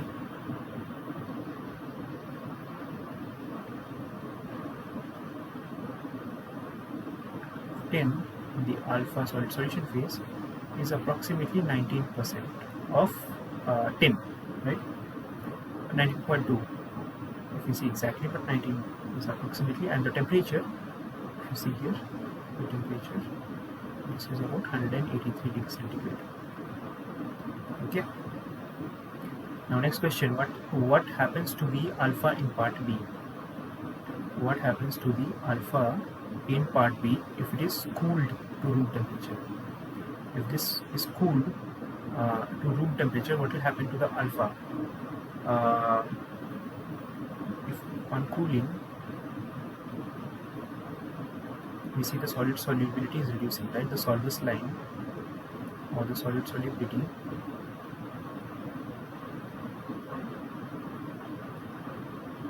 of tin in alpha decreases, right? Hence,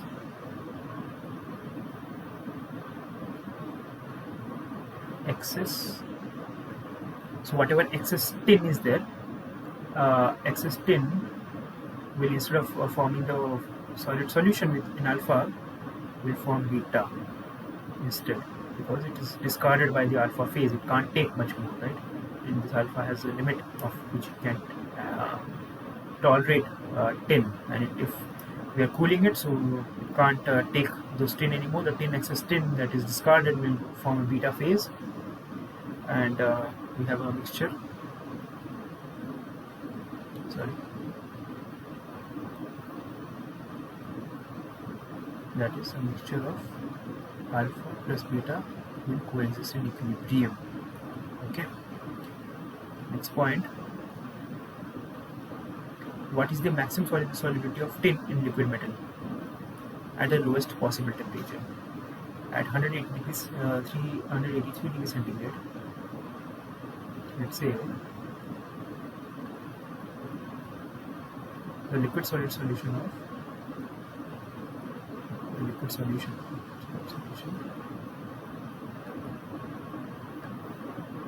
61.9% tin exists.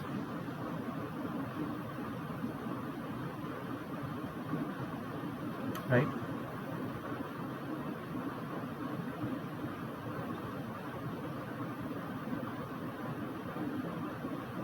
To add more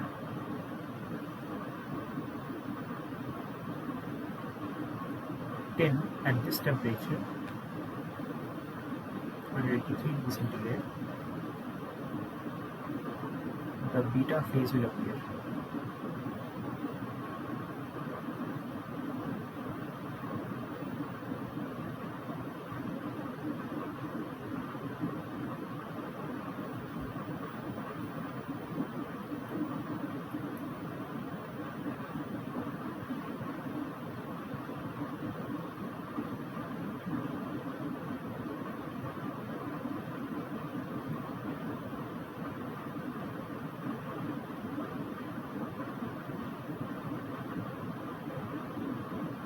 Number E is asking what is the solubility limit of tin in alpha when liquid is present. When liquid is present, what is the solubility limit, right?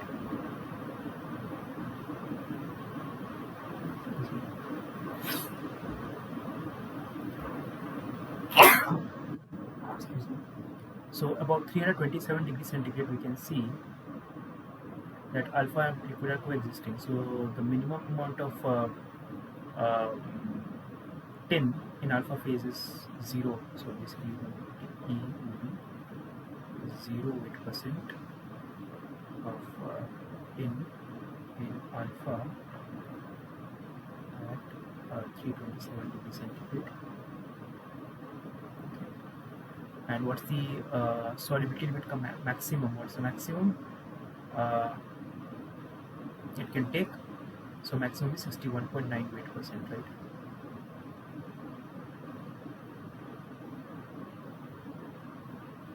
And this is the maximum thing it can take, beyond which it will precipitate out this beta. So 0.8% to 61.98% of tin in alpha at 183 degrees centigrade, which happens to be detected temperature, right? Okay, so this was the last question, I guess. Yeah. Okay. So we have discussed in this TA lecture, we have discussed the concepts of how to build a phase diagram uh, using the free energy curves. Specifically, we have seen how the binary isomorphous system as well as symplectic system are formed, and we have seen how the free energy varies, right? And then we went ahead and solved a few numericals pertaining to this week's content, and we have seen various examples wherein we solved uh, not only the type of phases but also the composition of phases. And in future lectures, we'll see something called as phase rule that will give us the amount of phases which are present by this lever rule.